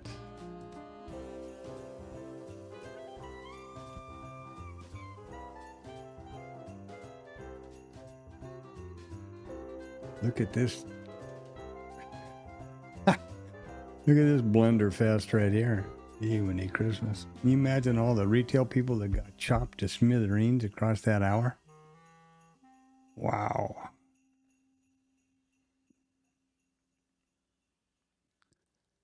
That is just retail soup extraordinaire there.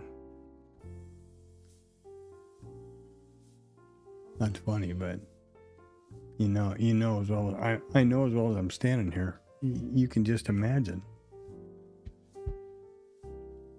the itchy fingers that could not control that.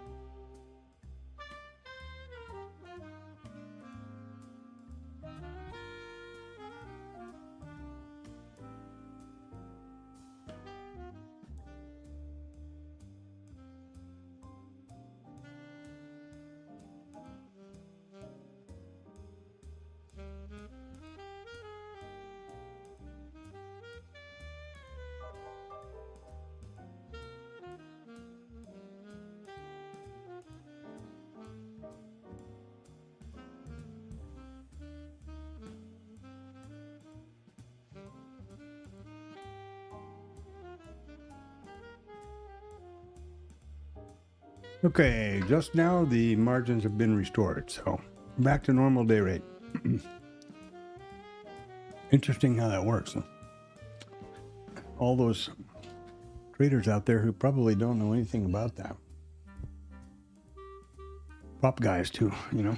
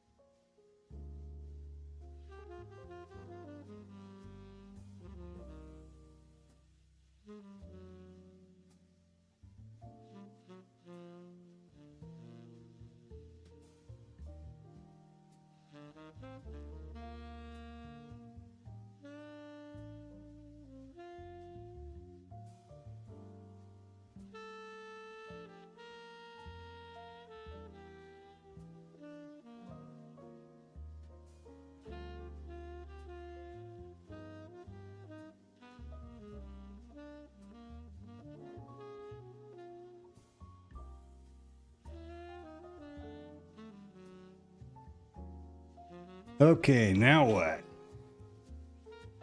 The morning shot in the head. So,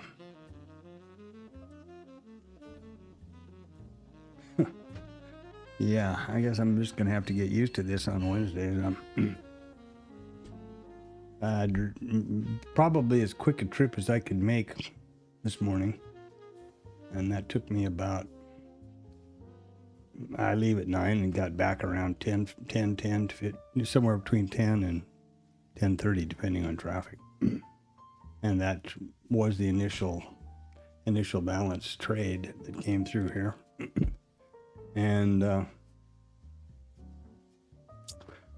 this might be kind of interesting if you're watching this or paying attention to this periodically or continually. Notice how the the A signal. I don't know why the B hasn't shown up over here where it's supposed to, but it didn't. I do know why. I can tell you exactly. In the signal,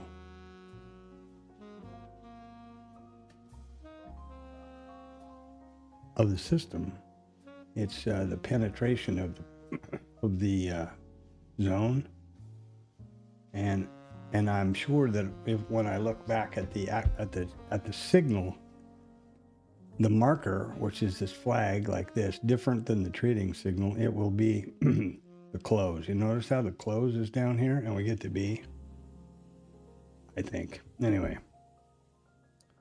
can't have a trigger without a C, without a B. So A, B trigger. And the same with the A. That's not right either. Huh. I don't know. I have to, these signal markers are just for visual reference. So there's that.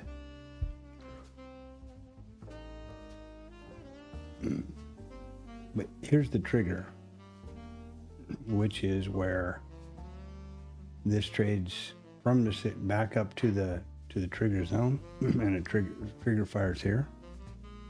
But we don't enter until over here because we didn't have. I'll show you this alignment.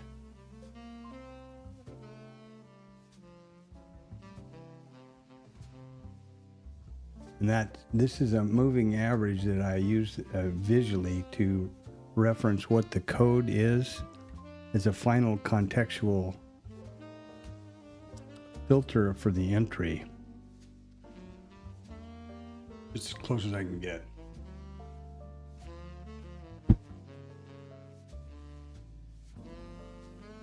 The idea being I want to be taking trades in alignment with context,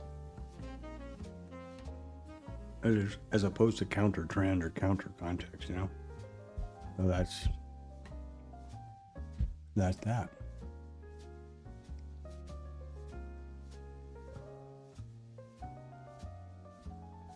And I'm never going to trade during a talking head.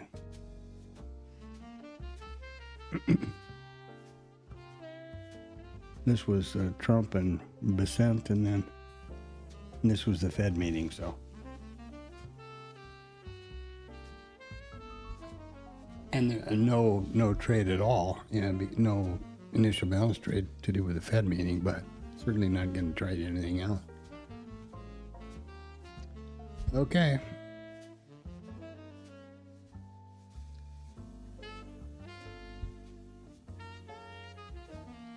Boring, but that's the way it is when you trade like I do, which is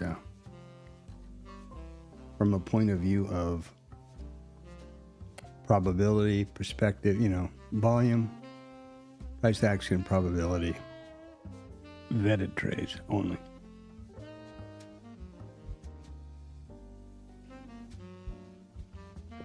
I'm wondering what anomaly this black business here is all about.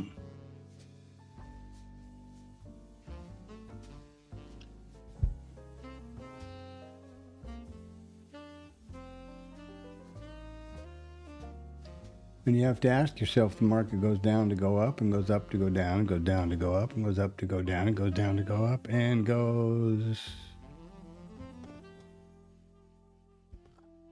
It's probably a reoccurring pattern, I guess.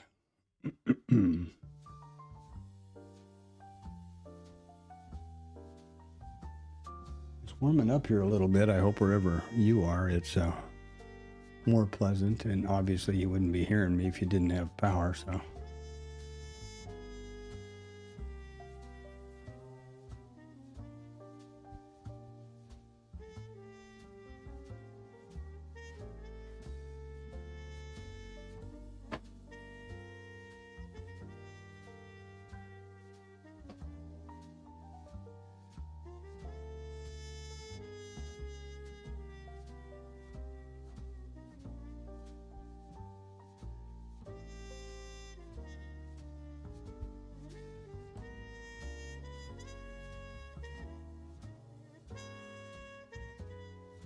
So we're going to fast approach the 2 o'clock hour here, the power hour. I will be doing my review on the backtesting story.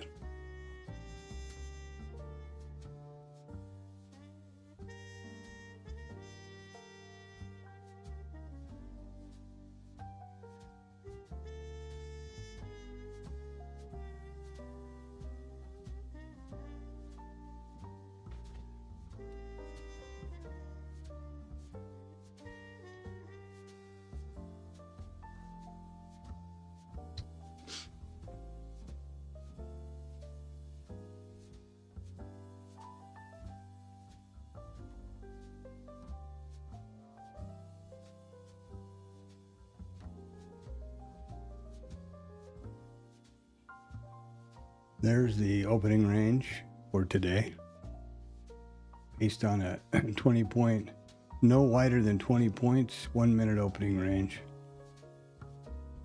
It would have been a stop. No, it would have been a, yeah, it would have been a stop. There was the entry, depending on what the stop tick was, but yeah. Somebody asked me about it, so I thought I'd take a quick look at it.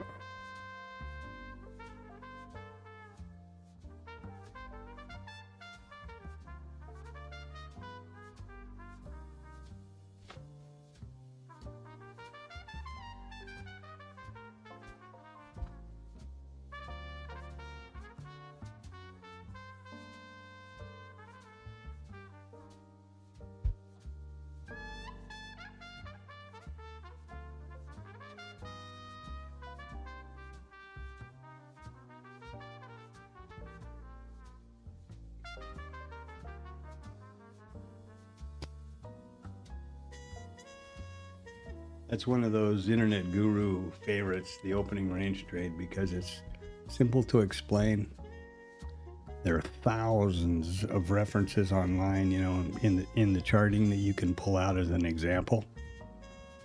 And they, you know, revive those posts about every 2 or 3 months because they're picking up the new people to subscribe. Obviously, somebody that's, you know, watched that video before and understand how simple it is, and that it isn't really very valid.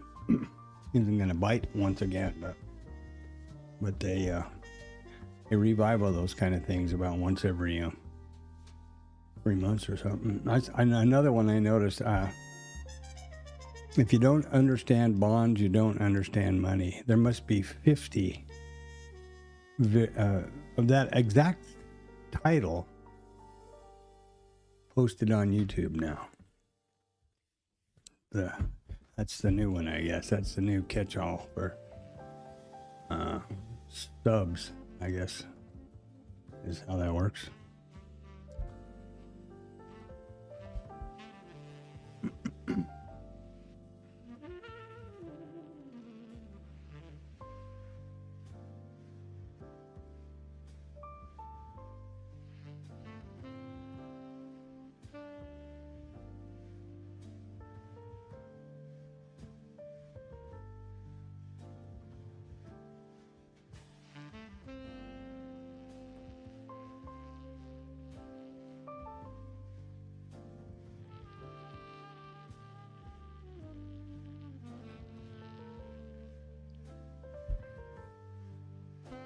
VPOC migration has been just pretty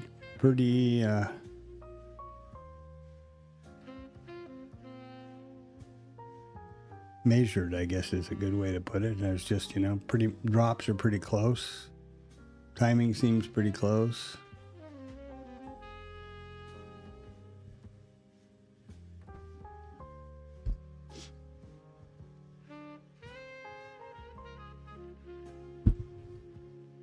Not a setup that I can get figured out well enough to trade.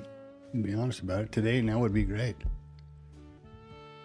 There's a VPOC migration south, and you take the short, and aren't you happy? VPOC migration south, short somewhere here, I guess, and then down here, but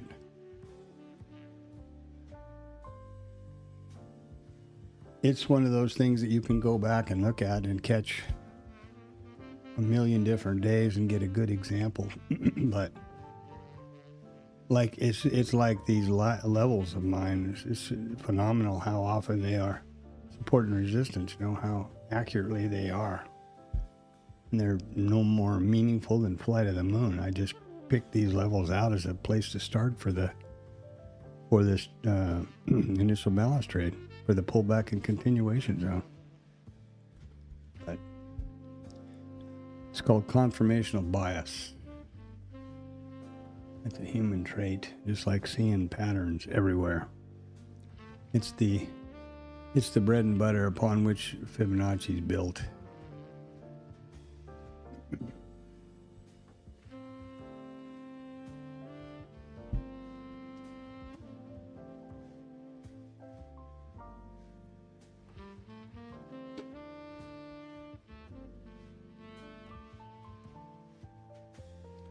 Not the Fibonacci numbers. They were developed by whatever his name was, Fibonacci, but I'm talking about the application of them in trading.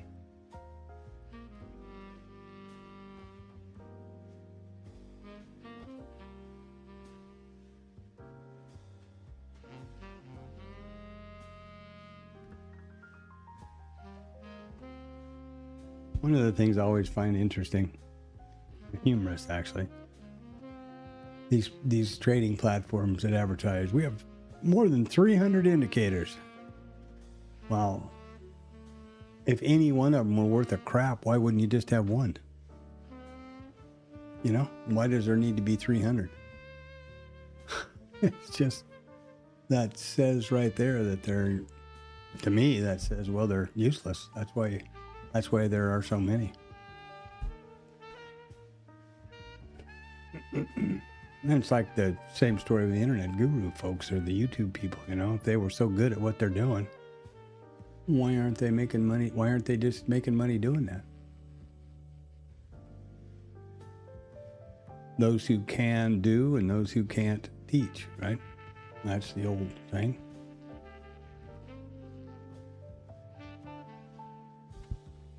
Or perhaps worse and more dangerous, those who can't lie and phony something up to get subs. Cheat. Maybe that's it.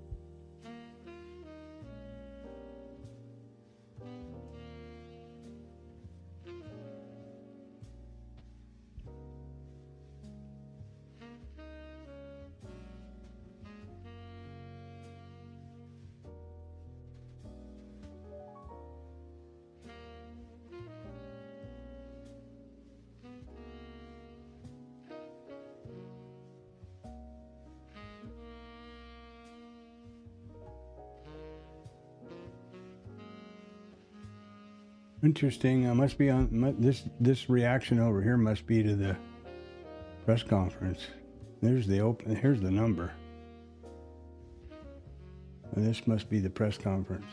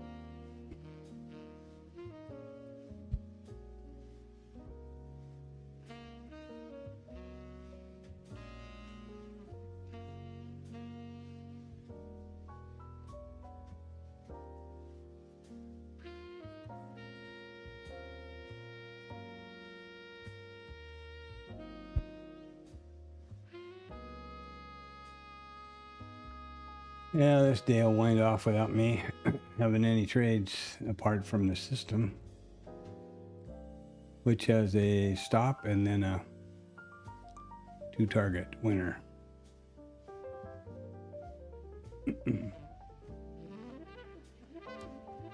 And as far as I'm concerned, that's just pure. That would be truly gambling.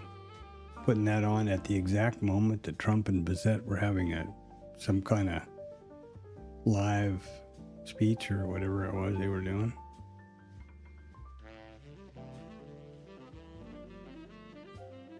This time, it worked out.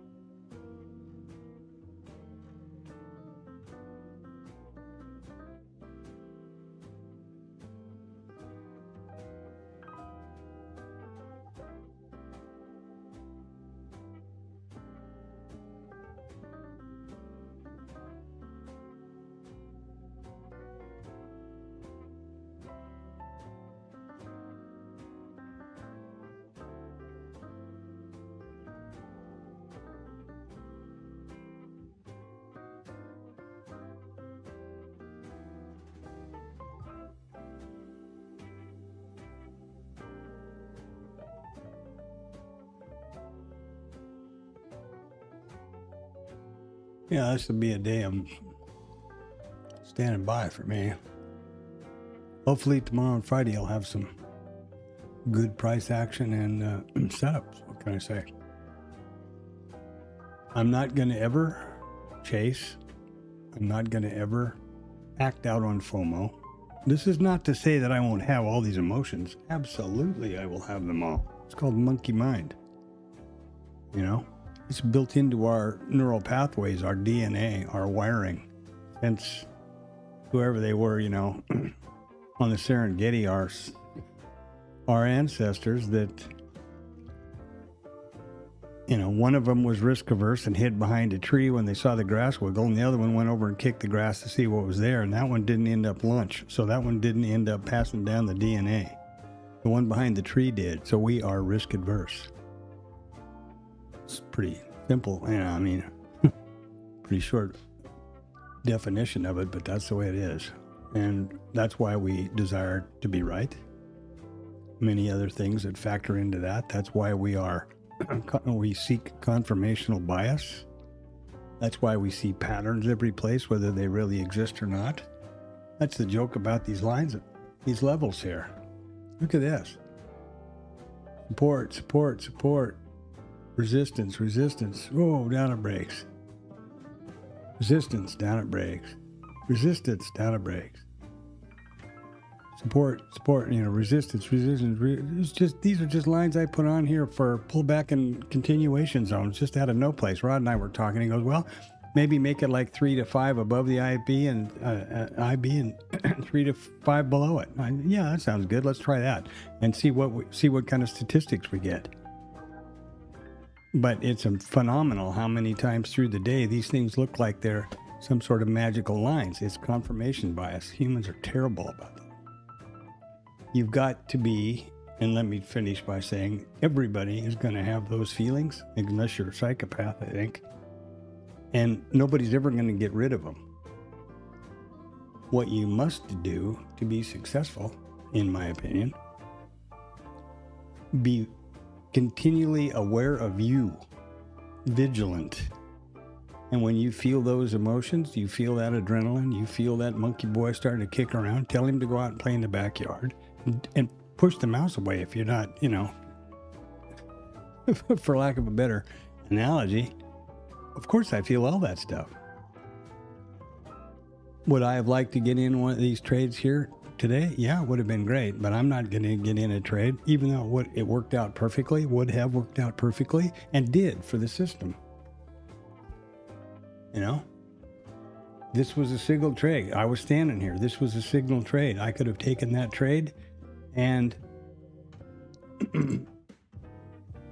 made gone to, you know, 60 or 75 bucks, 60 ticks. But I'm not going to take a trade because it's not in my trade plan to do not trade during political risk. And that, you know, when you've got Trump and Besant both talking at, you know, speaking at the same time on the same dais or whatever, that is about as much political risk as you're ever going to get. So I didn't take it. Did I stand here and watch this? Yeah. Was I disappointed? Yep. Was that FOMO? Uh-huh. Did I chase it? No. Did I have those emotions? Yeah, of course. I realize that sounds simplistic, but think about it from this point of view. There's a lot of conversation about trader psychology everywhere. And there's some really, really prominent, prolific people in that space, like Steenbogger and I don't know, some other names. How do they make their money? Think about it. They write books about trader psychology. Mark Daniel, same thing. I liked him. I liked his book. Sorry he's dead. I wish he was still alive. I'm sure he'd be putting out some real interesting things. But, you know, I don't think he was ever a successful trader. I think Tom, you know, best loser win guy, assuming he's not BS, and I believe that you know, it's kind of like Tom B in the Trader's Lab. I've never seen Tom's account. He's never traded live. I don't know, any of those things that one generally associates with authenticity. But I believe him. I also believe that Trader Tom is the real deal, because for a time I was getting, involved in his website there, and where he does basically trade live, or at least I would assume he is. But it's the only guy that I can think of that actually trades and writes about psychology. So I think psychology, you kind of have to approach it with, just act like an adult. I'm an adult. I don't overtrade.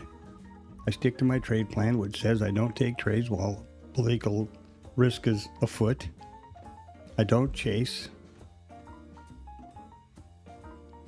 I don't give in to FOMO. And don't. Pretty easy, I believe.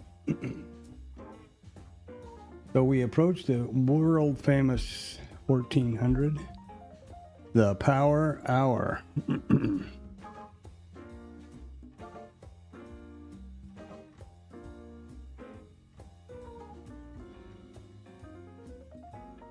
Kind of following along with that conversation, I approach trading as a business.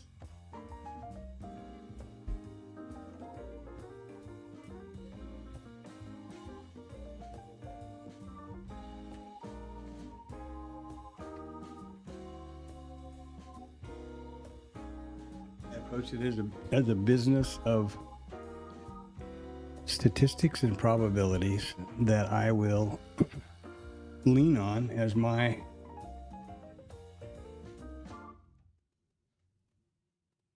why it's doing that, but I'm not liking that much. Lean on as my business, as my source of income, my job. And the way I believe that you approach that successfully is to realize that this is a random environment, pretty much. The outcome of the next trade is 50-50. There are millions of traders expressing their opinion at any one moment in the market, in any one futures market. Do you suppose you're going to get all of them going in one direction at the same time and predict that? I don't think so. Now, this is not my opinion, but this is what I have gleaned and come to realize is the approach that the most successful traders in history use. Talking about Renaissance technology, Jim Simmons, and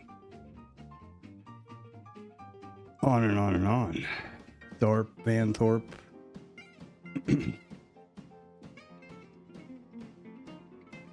Mark Douglas. I don't know if he ever really traded, but his philosophy is along there. Tom Sosnoff, a trader. Tudor Jones. They realize that the way you do it is you find an occurrence or a pattern that reoccurs frequently and that has identifiable criteria to justify an entry for that pattern. And then you set about capturing a data set of that specific pattern and those rules over a large enough sample set to be statistically significant, and then you are able to backtest it essentially and determine if it has an edge or not. This is also the business model of the gaming industry from the point of view of a casino. And I don't probably need to tell anybody that they're pretty successful, except for I can only think of one guy that ever went broke in one. They play no game on the casino floor, which they have not pre-identified has a specific edge with specific rules.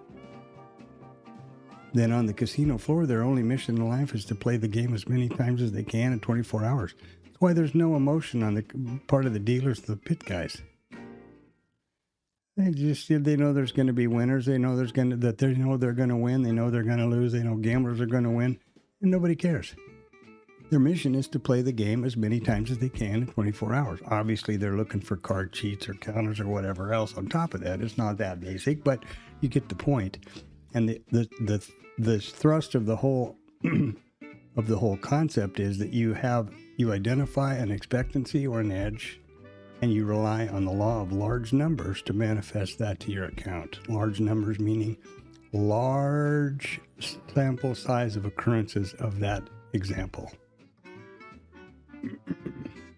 You take 10 trades with an expectancy of $10, you got $100. Take 1,000,000 of them, and what do you got? That's the secret. That's the law of large numbers. Look it up.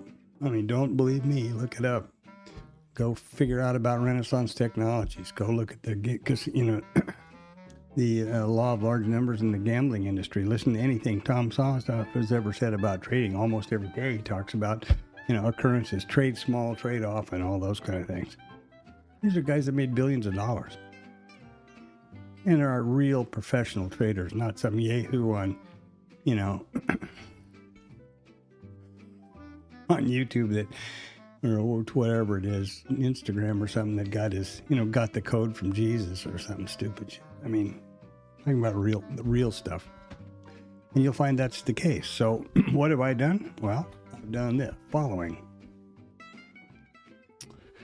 I have determined that the initial balance trades are a likely suspect. They happen every day in the RTH session.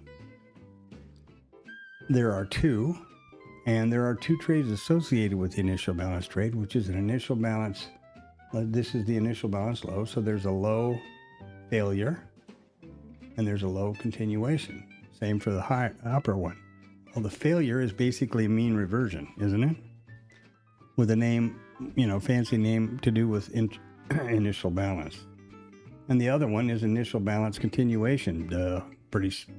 Again, not very imaginative, but that's what they are. That's what everybody calls them. That's not something I made up. What does that do for me? What did it do for me to derive statistics on those two types of trades? Well, the IB continuation trade would lend itself to a directional day. The IB failure lends itself to a rotational or a mean reversion type of day. So you've got two vetted setups, one for the high and one for the low, one for long, one for short continuation, one for long, one for short failure around the two basic trading day types that we have. Looked like a good idea to me. So I developed that and I got these rules right here. The system's real simple and I'm completely transparent. This is the IB low. There's the pullback zone. There's a continuation zone. And there's a trigger zone. Real simple. And there are the flags. They push across the book map after 9:30. There's the numbers, there's the values. Take a screen snap. It's real simple. This is the IB. The continuation and the pullback zones are 3 to 5 points from the IB. The trigger is 1 point either side of the IB. Boop. Simple. There's 3 rules. It's been proven that humans have, besides, all the other stuff that Monkey Boy does for us, we have a big problem sticking to a whole bunch of criteria. You have 15 things that you're going to run a checklist of to enter a trade. First of all, how can you possibly do that at the pace of the market? And second of all, it's pretty well proven that our brain just falls over and defaults to the easiest thing first. In that, presented with that complicated situation. So in this system, there are 3 rules. There's the IB statistic, which is not a very good example today because it didn't fire the proper letters, but an A, and then there's a B, and then there's a trigger. And Bob's your uncle, off you go. I don't think there was no trade yesterday. So, yeah. That's what I've done, and given those rules, I'm then able to backtest this whole thing, which is the key. This is forward testing, and it doesn't really, it's nice to see, and it kind of builds confidence, but it doesn't give you the data that you need, which is probability, expectancy,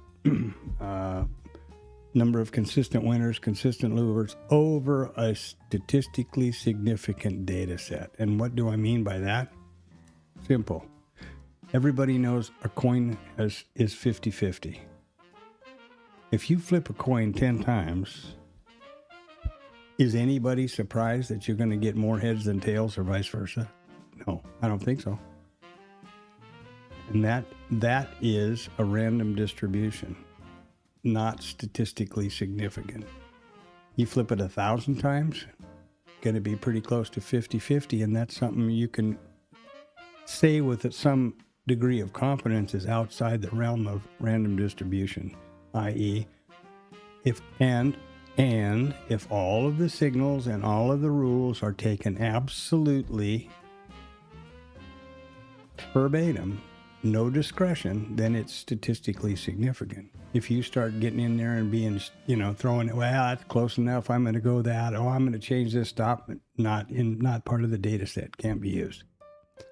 So my default was to go to a computer where I got the rules that produce what I think I expect to see, and then I backtest it, and the computer has no discretion built into it, right? It takes the rules over every 1 minute bar, however many days back I backtest, and there you go. And an example of that would be 500 days here. The contract, 2 contracts, the instrument, 2 contracts, the session, reports I'm interested to see, and backtest it. How long do you suppose it would take you to evaluate, based on these rules, that all 3 of them happened perfectly and sequentially over all of these rules over 500 trading days of 1 minute candle bars? Impossible as far as I'm concerned. But you can backtest it like this.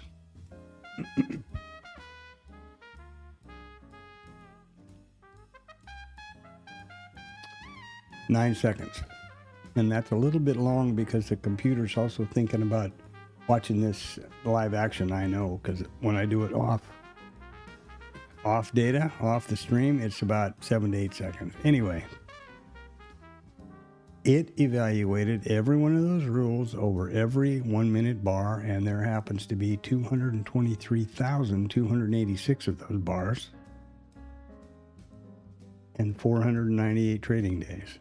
Took 9 seconds. Yields a net profit of gross profit of 24,091. This many longs, this many shorts, 1,129 trades.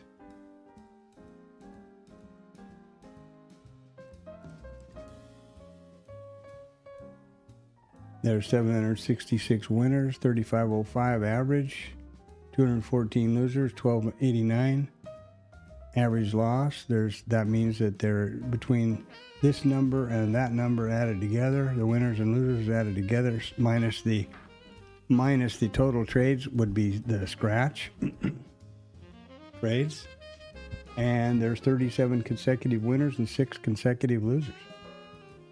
And if that's not interesting enough for you, you can look at each one of 1,147 trades, entry, exit type, and outcome.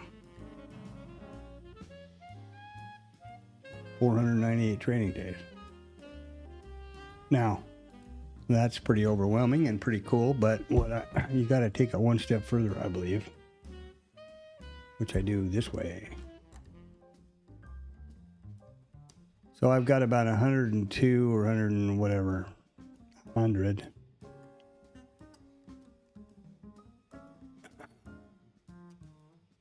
Backtests. Each row is a backtest. I have filtered them because I realized by analyzing the larger group that the typical standard 2-lot risk neutral trade that I put on, which is 12 tick stop, 12 tick target T1, 48 tick T2 for 2 contracts, which we'll talk about in the pre-market. You've seen in the multi-brackets, seen everywhere. That when T1 is reached, is achieved, trail the stop to the entry, that combination has the highest everything. Winners to losers, win rate, loss rate, expectancy, R factor. It doesn't have the highest R factor, of course, because it, R factor is simply the multiple of R's. If you want to have a R factor of like 8, you put a 2-tick stop and a 16-tick target in, you'll achieve that. You won't make much money, but you can achieve that. That's the R factor. It's how many positive R's it is, and it's of course dependent on the risk, and the risk is your stop. Okay. Anyway, I'm tired of hearing about R factor. And risk to reward ratio starts out at 2.5 because that's what we got. And there are 37 consecutive winners, 9 consecutive losers, and 23. This was 495 trades. I happened to do this back test on, the 10th of January of this year on the MES. Now, 21 days was December. This was just, I was doing it as an example here whenever 14 days of trading days have gone, well, it was the 12th of January. And there's the outcome. So that is real. These are real values, 495 days, 1,100 plus trades. In my opinion, that's real data and a real back test. And that's something that I can feel confident going forward with in my business. And that's exactly what I'm doing here and over here. So there's my approach to back testing. If anybody uses IRT and wants any of these screens, charts or, trading system or something, I'm happy to share the chart definition with you, no problem. I got nothing to hide. I think it's, if I could help, that'd make me feel good. And I would be happy to do it. So there you have it. I'll do the recap at the bottom of the hour. And then we will await the market on close and balance at 1450.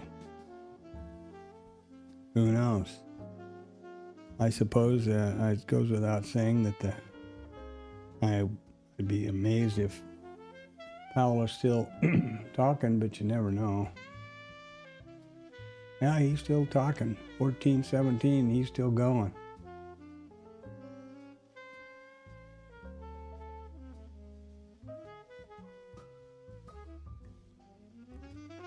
Yeah, so the Powell question and answer and Powell's statement is still ongoing, so there you go. And of course, the only two voting Fed governors that did not, it was 10-2, and guess who the two were? Guess who the two were? The two guys that work in the White House that are sworn to keep the Fed independent and not. I wonder if those people hear themselves, It's like, talk about, oh, well, I don't know. It's just, I find it so weird. Never thought I'd be in a position like this, frankly. So there you are. And I will be back here pretty quick with that recap.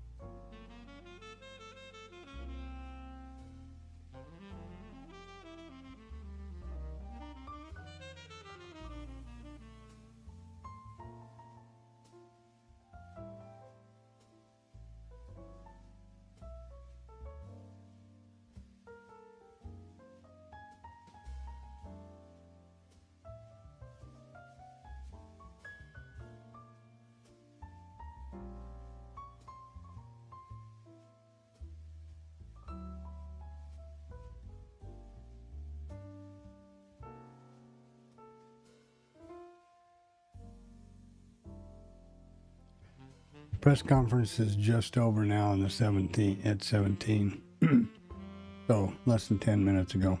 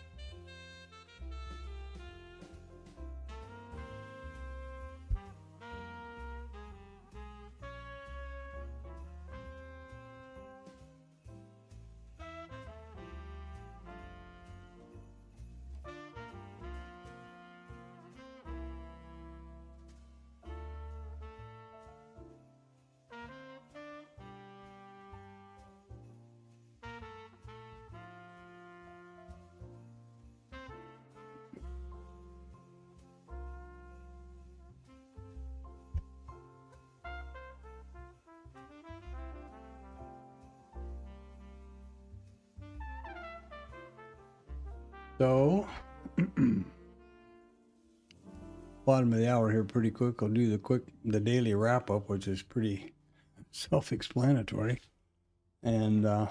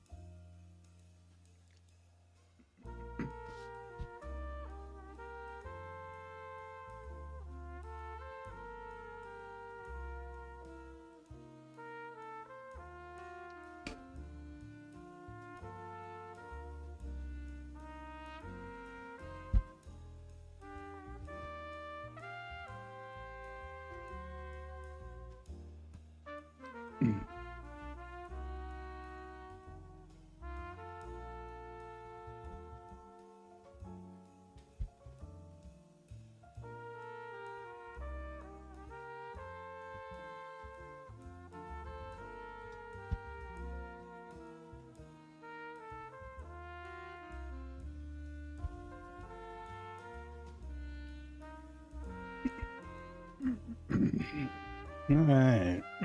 So, daily wrap up.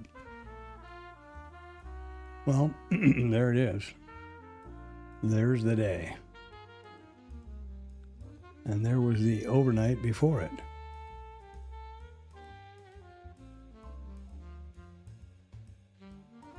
Where's the overnight?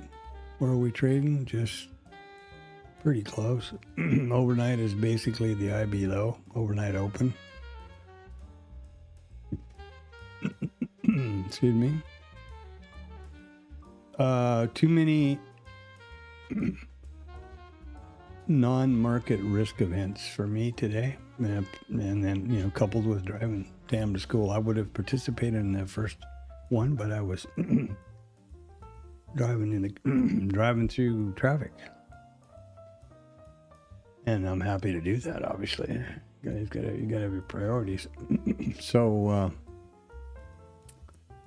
let's take a look at the IRT. And here we are. These are the micros, of course. Same thing for the minis, but let's look. And there's the mini. Not quite as pronounced. If that isn't just a classic retail soup extravaganza there, and zipper and whatever you want to call it. Yeah, there's the rate decision, and there's the Trump press conference, or the press conference was just got over. And this was Trump and Bissett from 9:30 or 10 on. So there was a heightened political risk. And by the way, if you're trading a live account, an increased intraday margin on these products was up to 25% of nominal rather than the usual trading margin. So if you're trading a mini, for example, rather than say a $500 day margin, it's $5,000 and change per contract. And that goes into effect at 1700 yesterday afternoon until after the press release. Well, I got the notification that margins were back in business at 13:17, just so 17 minutes after the number was released. Central Standard Time, remember, is where I am. And here's the market profile. Yesterday was a P-shaped profile, which is, they say, buying, which is short covering, and this is a B-shaped, which is long liquidation or shorting. Here's the daily. Now, this is my micro composite chart, and it's just an RTH session, daily candles. Remember that on any of my IRT charts, if you just look at the header of the chart in any one of them, there's the chart type, and the name is meaningless to anybody but me. There's the instrument, the periodicity, the chart type, and the session.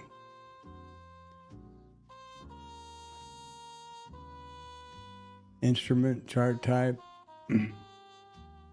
12-tick Renko, and a session. Same thing.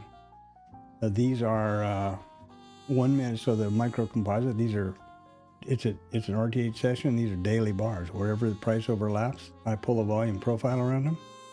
Today I will, during the session break, I'll move this over to include this one. That generates a micro composite VPOC and these high and low volume nodes. The high and low volume nodes, the values push to bookmap, as do the session prices. So there you go. Now let's look at the all-important snooze.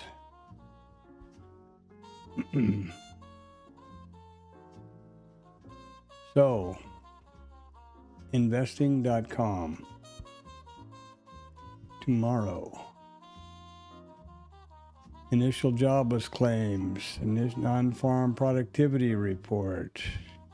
Kind of a light day, numbers-wise, tomorrow. Let's see what happens this week. This Friday shouldn't be much more confusing. Pretty much nothing. Unemployment, the only one is the PPI.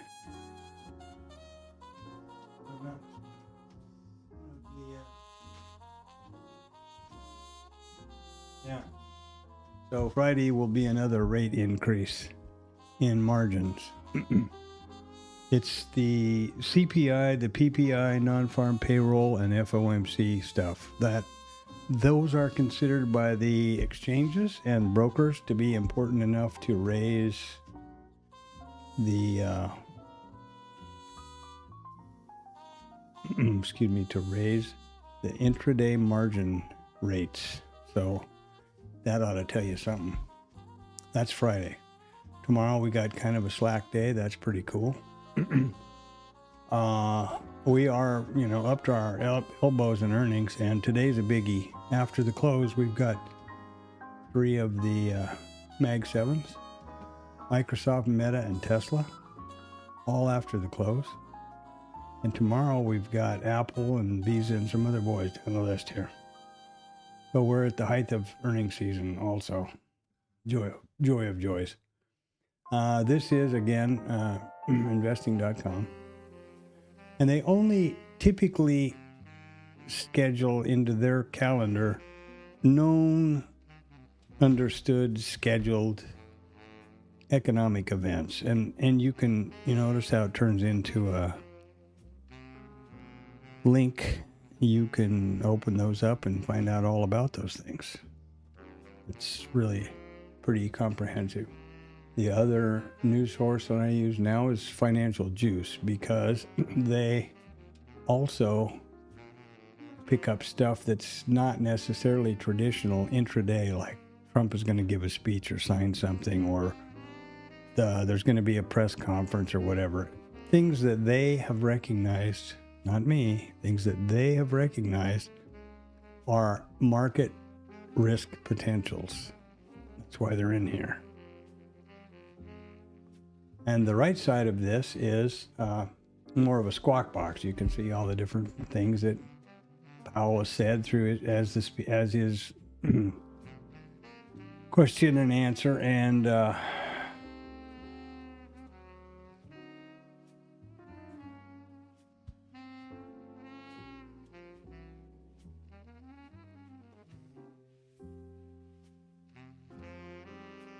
yeah, it's like a squawk box. I was just reading what this BlackRock boy's got to say over here.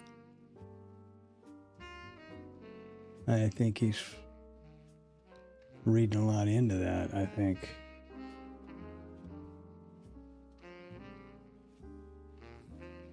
That's pretty cute right there.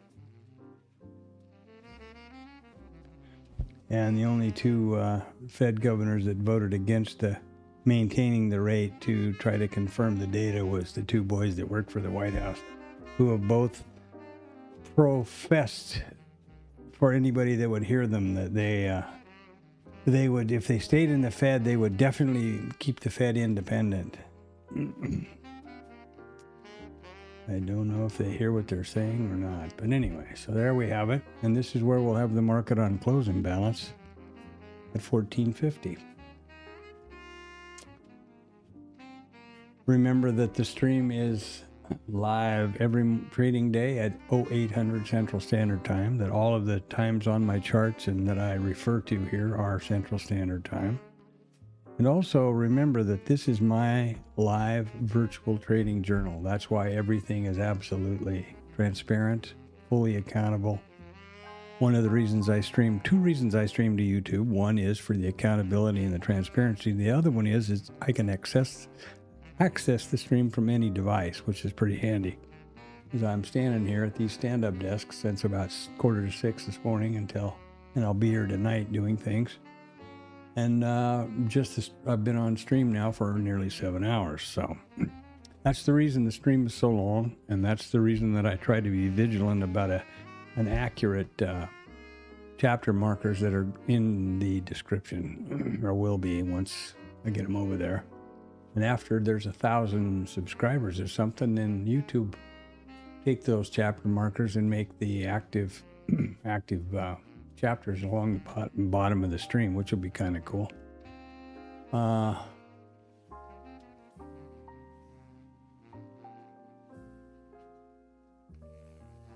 So that's where we are. And that's also, you need to realize that most of the time I'm talking to myself, because that's the only way I can get what I'm thinking at the moment into the stream. The video is self-explanatory. There it is. But the only way I can get what I'm thinking in there is to narrate. And that keeps you focused. So there we are. Let's stand by and see what these bird brains have to allow for the market on close orders at the 1450. And then I'll shut the stream down at about 1500 and be back here at bright and early on 8 o'clock in the morning.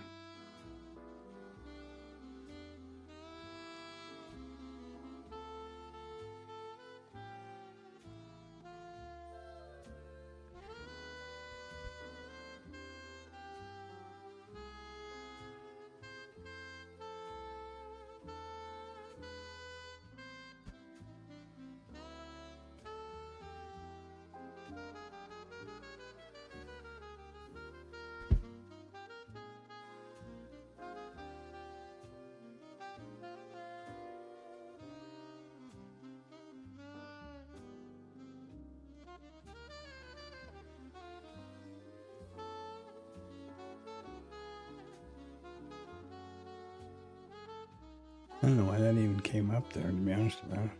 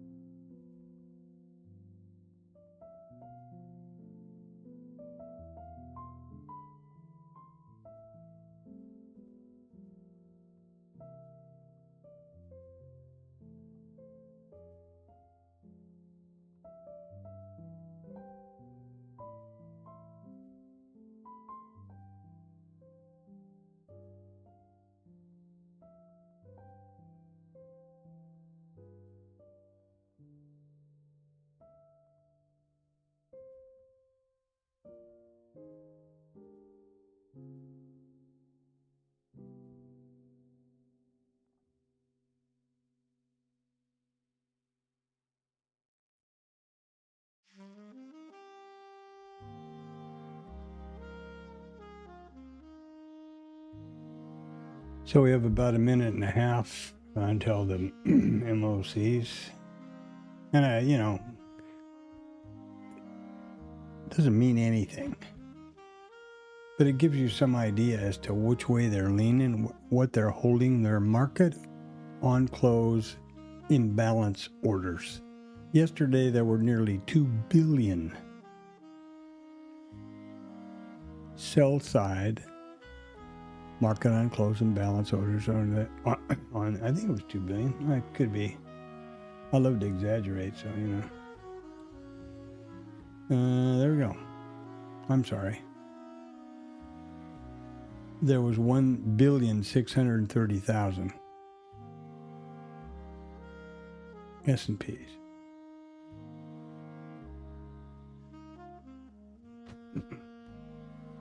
That's one of the reasons why I don't have any problem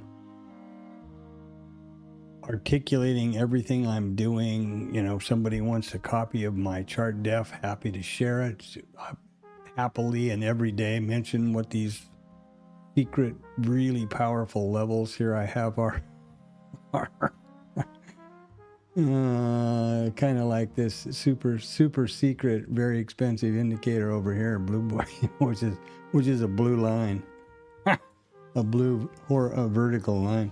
Same idea with the pullback and continuation zone levels. It is truly phenomenal as the days roll along how often these things meet all the requirements, multiple tests that you can just hear all the retail people going on and on and on about how powerful that level is. Anyway, I have no problem sharing what I do because 1.6 billion contracts market on close sale. I don't think my little 1 or 2 lot is going to have an effect on anybody. And I know very definitely that the outcome of the next trade is 50-50 because the market is binary. It can only go up or down. And there's the market on close imbalance, by the way, that little blip right there. It's 50-50. What's it going to do? Is it going to go sideways? No. Is it going to back up? No. It can only go up or down. That's the only way the market moves. We put horizontal movement on it with time. It is a 50-50 coin flip. That's the probability. And here's our imbalance. 1,114,000,000 sell side S&Ps once again. 1,138,000,000 sell side NASDAQ. 65,761,000,000 Mag 7. Now, don't forget, there's those 3 big boys reporting after I don't know, it'll say exactly when they report. Oh, it probably does right here. 1530 Meta, 1630 Microsoft, and 1630 Tesla. Oh, I'm sorry. That's the earnings call, the football. 1500, 1505, 1505. So 5 minutes after, this thing's going to go wonky. Now, if you're trading a prop account or something, you can't be involved in that. This is my live account, And I could do that if I wanted to. And I am not nearly crazy enough to do that. I'm pretty crazy. I'll give you that, but oh, I'm sorry. But I'm not. So there you are. And let me say one other thing that's really important that I miss a lot of stuff here through the days lately.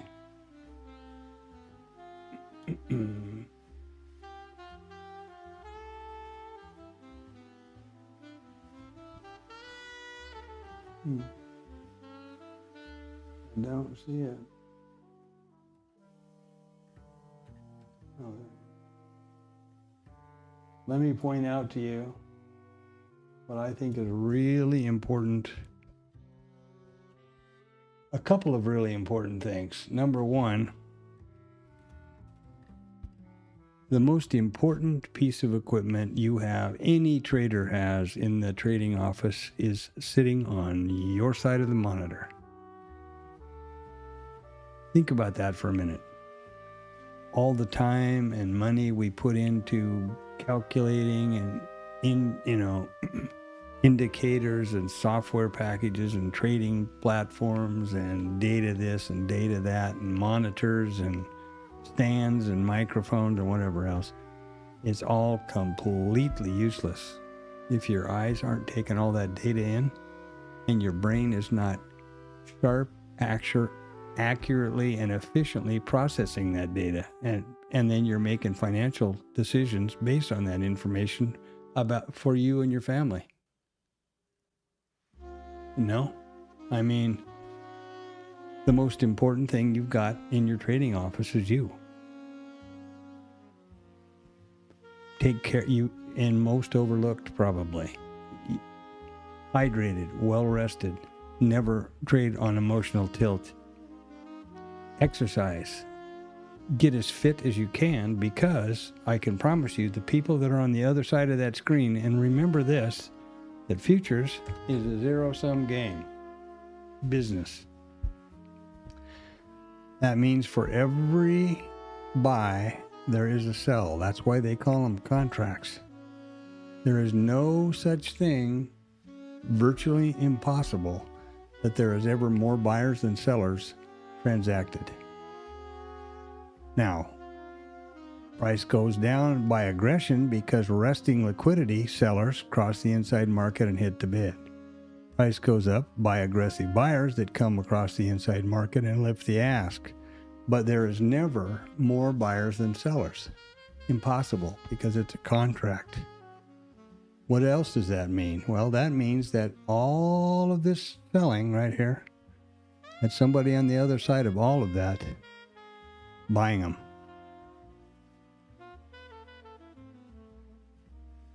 How's that somebody going to make money? The market goes down to go up and goes up to go down. It's an old Thomism. Think about that. It's really important. Another thing that's really important to think about is in trading, and this is one of the ones that kills a lot of, I think really hammers a lot of retail guys.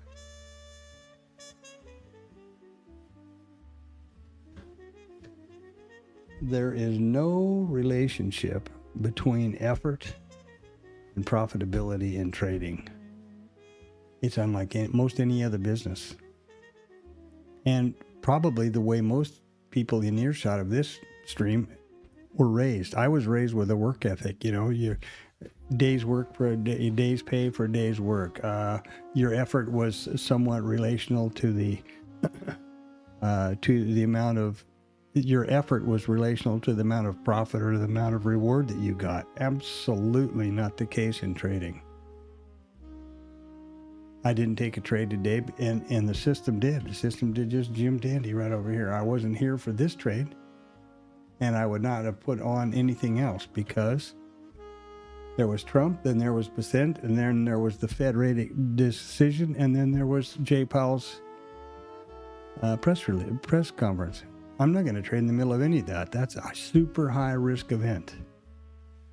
And I believe that maintaining and growing my account is protecting my account is the most important job I have. And you have. So, that's something for you to chew on.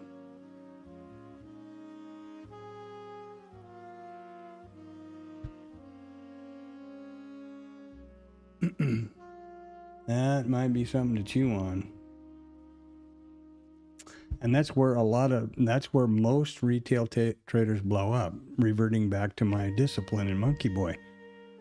Your job is not, because you're standing in front of your screens and your hands on the mouse, that doesn't mean you should be clicking hell out of that thing. At all.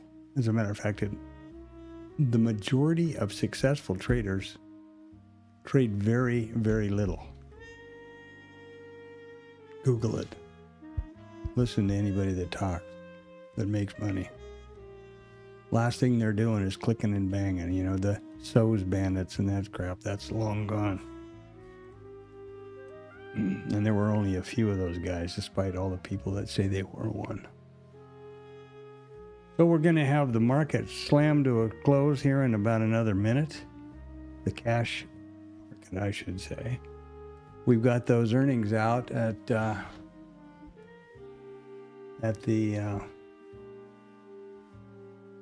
whatever it is.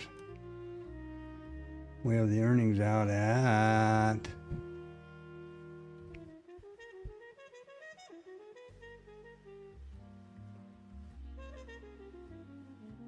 5 after.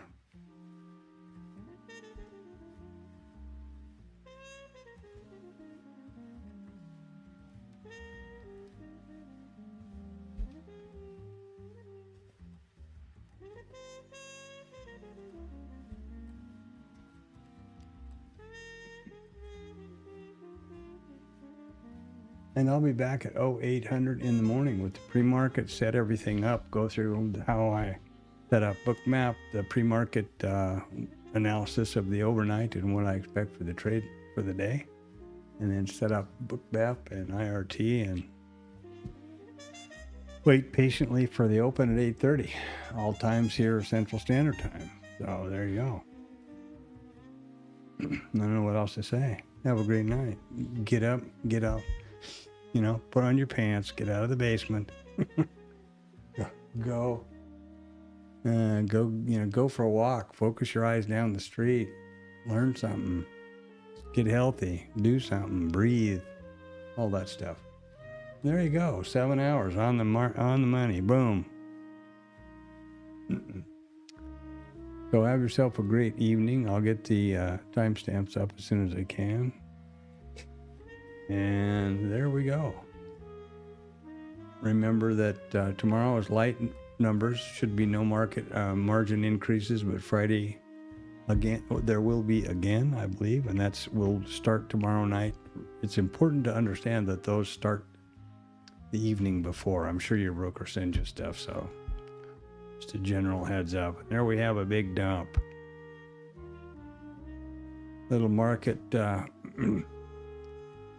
closing swing trade there, expressing there. That's all those billions of sell side contracts going across.